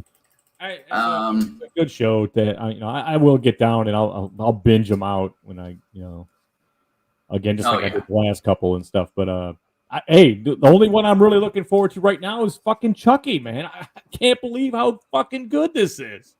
Well, hold on. Before we move on, let me finish up the comments on What We Do in the Shadows, because Patricia also says Jackie fucking Daytona would be awesome. So do it. And CJ says, I just started watching What We Do in the Shadows last week, and she's only a few episodes in. So we got to do that. You're in for a fun ride. Yes. I can't believe James asked, did you see Censor? We'll get to that here. Actually, I have not seen it yet. I doubt these guys have seen it. No. I want to see it, though. And I think it just dropped on one of the free streaming services, so I'm going to check that. Not free, but not where you have to rent it. I think it jumped on Hulu or something recently, so I'm going to check it out soon. People are talking about it. Yeah. And then S. Michael says, congrats to those who completed the 100 horror movies before Halloween challenge. Yes. I got up to about 109, I think, before Halloween. That was it. All right. What were you going to say about Chucky? People, man. Good God. 100 fucking movies in a month? What the fuck? No, 100 movies between August 1st and October 31st. I didn't even really try, but I bet I probably did get about 60 in without even, just because I wanted to watch something, or some of them I had to watch, but I think it would have been easy to do if I really would have applied myself at it. But well, it's a lot, man. Chucky, Chucky, the series. Fuck yeah. I mean, dude, I expected this to be pretty shitty, and they've brilliantly modernized this to the current times, man. This is fucking astounding how good it is. I was looking for that too. I'm really digging it, man. Chucky is just a fun. It feels retro, but also modernized a little bit. Does it? I mentioned that the first time we talked about it. We've got Brad Dourif, and he's got all the knowledge of his other films, and the stuff is coming up in the plot from all the other shit. So I mean, it's heavy on Chucky. It's not like he's just running in the shadows like the movies and stuff. It's on him, and big conversations and interactions, and it's the Chucky you want to see. Take it from us, man. Right. He's got it's like his little trainee will say, I'm telling you, if you guys remember, we'll flash back. I'm looking more forward to the Slumber Party Massacre remake than I am Chucky. Oh my god. Boy, was I fucking wrong. Dude. God, this series has been fucking fantastic. Yeah. Such a fun watch, man. I look forward to it every week. Yep. Yeah, I still need to catch the third episode, but I haven't checked it out yet. I still need to catch the Day of the Dead show. I haven't watched a single fucking episode of that. That's one I'm going to binge. I'm saving all those, and I'm going to binge that because I still need to binge that. I still need to binge. I know what you did last summer. I know it's going to be awful, but I'm going to watch it. Oh, I got through that. I got through the Slumber Party Massacre. I watched it. I haven't seen that yet. Well, that's just a movie, though. Let me just say, it's a shit stain on the fabric that is the iconic movie from the 80s. It's fucking terrible. And you got all these assholes out there going, "Oh, this is how you modernize a slasher." No, it ain't. Wait, who the fuck is saying that? I haven't seen that. Oh wait, Dread Central? Dread Central said it? Yeah. I that's a safe assumption. Of course they did. Of course they said it. Modernize a slasher. Jesus Christ. Chucky is a modernized. Right, there you go. Chucky is a modernized slasher. And it has a lot of the same elements that you tried to push in that piece of shit. But it's natural, not forced. Right. Bingo. Right. Bingo. Another show I need to watch. Patricia is bringing it up, like she does almost every week. I know. I need to see Midnight Mass. You know what? I'm taking some downtime this week. I may do that this week. So hopefully you can chat with me about that next Monday. I've been told a finer vampire piece that's come along lately in the recent years. And I know you love Salem's Lot. I've heard it's very reminiscent of that. Oh, good. Yeah. Lorena says, I reached 100 because of Rockula. I saw that. Excellent. Ray says, have a good night, guys. Got to go. Thanks for the platform. We'll be back. Thank you, Ray, for joining us. And, hey, brother. Yeah. Come back any Monday, and we'll see you in March, hopefully. CJ says, anyone planning to see Antlers? I keep seeing it pop up, but closest showing is at it's at AMC, or Yeah. it was Friday. You're in the horror group, I think, the club here. I was hoping to do that as an event, but like I said, I need to take a couple of weeks off and just chill for a little bit. I work with a guy who he did go see it, and he said it's one of the best creature feature type movies he's seen in a long time. I've heard the same thing. I want to see that and Last Night in Soho before they get ripped out of the theaters. Antlers is the one I'm more leaning towards. The Soho one, that looks trippy, but not as scary. More down my area. Yeah. Orlando says, Zag, I can't wait for that little blonde girl to get it. She's worse than hemorrhoids. God, I hate that little fucking girl, man. Well, who are we talking about? it's the one that was the one that's been teasing him. The bully. Oh, in Chucky? Yes. Yeah. Okay. Yeah. You'll have some questions answered after episode 3, but then stick around for what's coming next, because that's when it'll set it up for you, and you'll see where it's going. The blonde girl, that's one of the Alan Lynn sisters, right? I don't know who she is. Actress. Yeah, but the actress, the one that's dating the popular kid, his cousin. Oh, yeah, the mayor's daughter. It's the mayor's daughter. Yeah. She's one of the Alan Lind kids, like a family of young daughters that have been in have some acting chops. Their mom is in the movie. I think their mom plays her mom in Chucky. Man, that's why she looks familiar. She related to that girl, the blonde-headed girl from Dr. Sleep. From Dr. Sleep. They look exactly alike. I was like, and then Natalie Allen Lind, who was in it was a TV series kind of based on the mutants, on the X-Men kind of thing that was on Fox a couple years ago.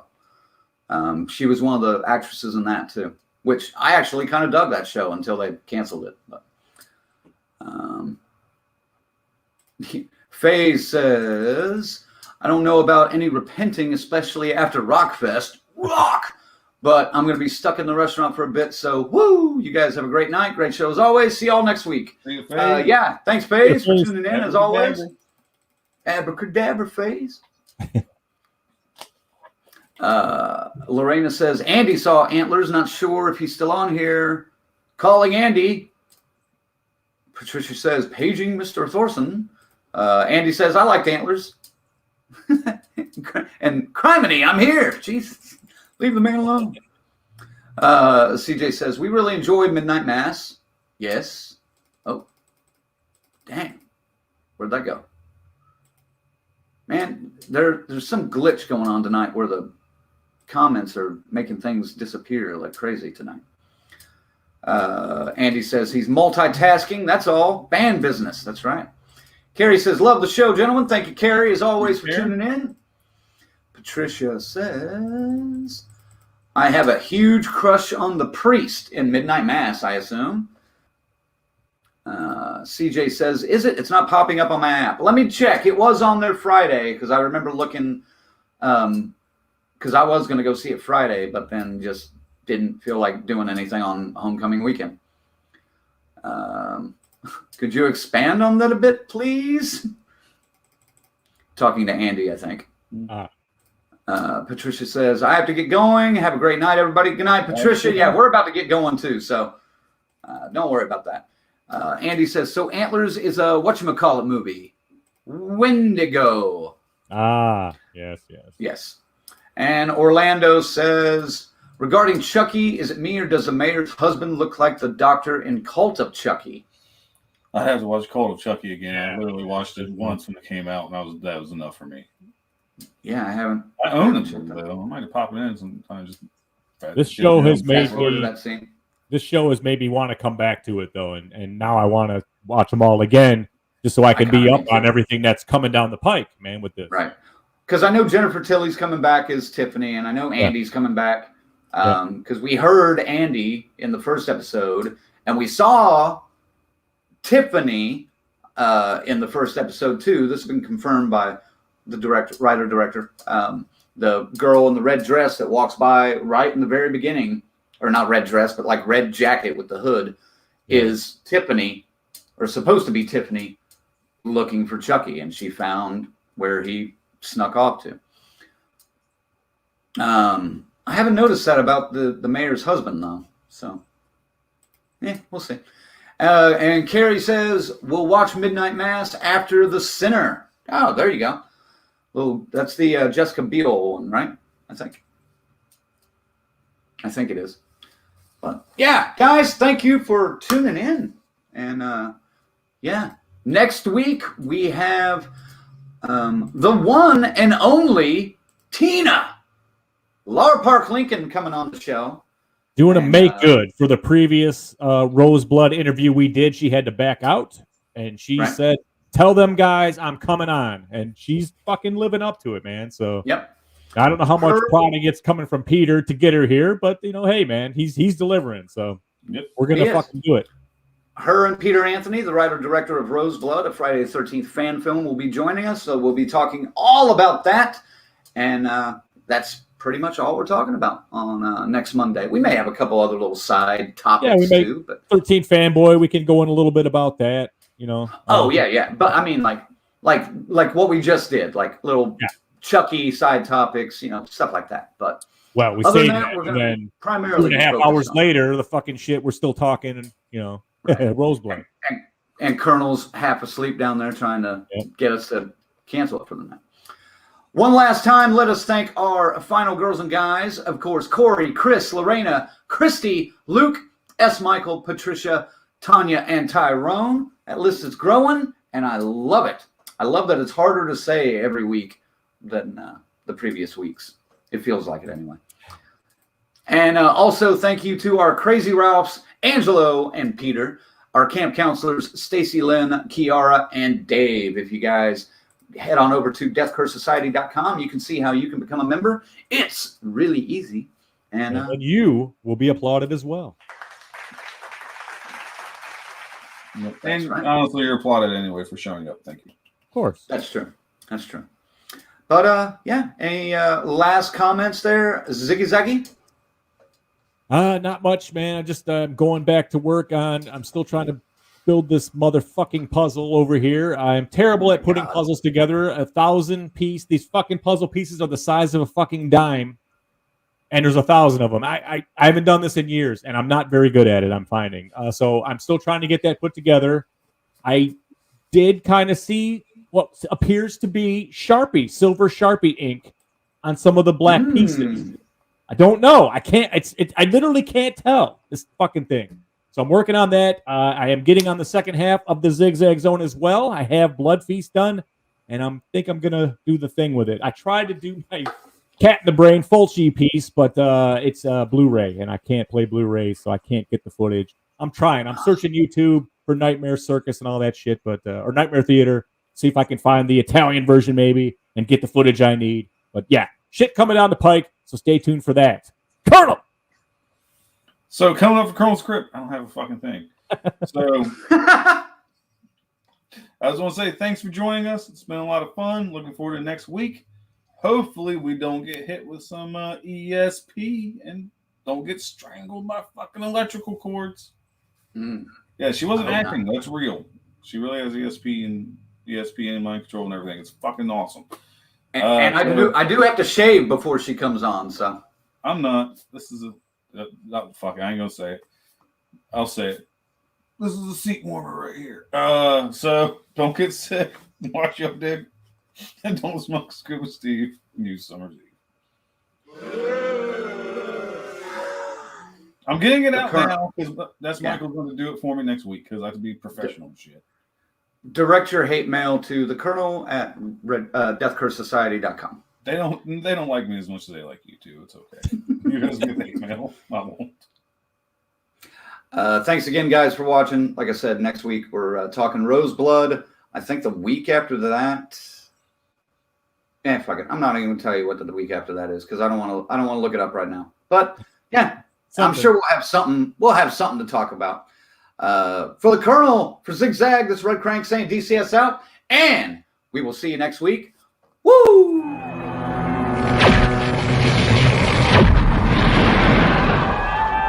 Rock and roll!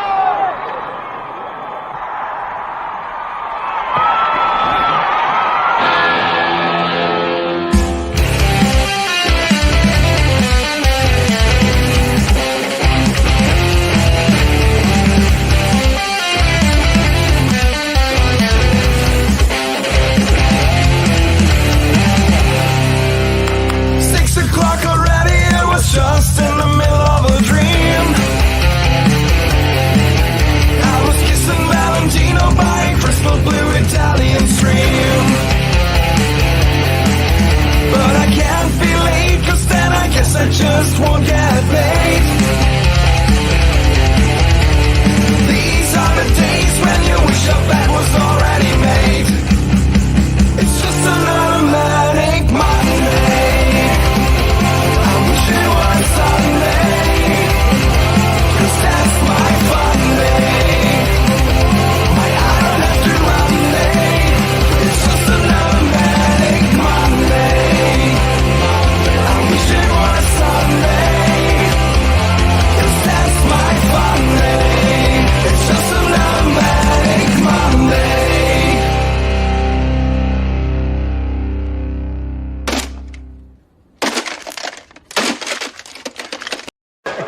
What a dick.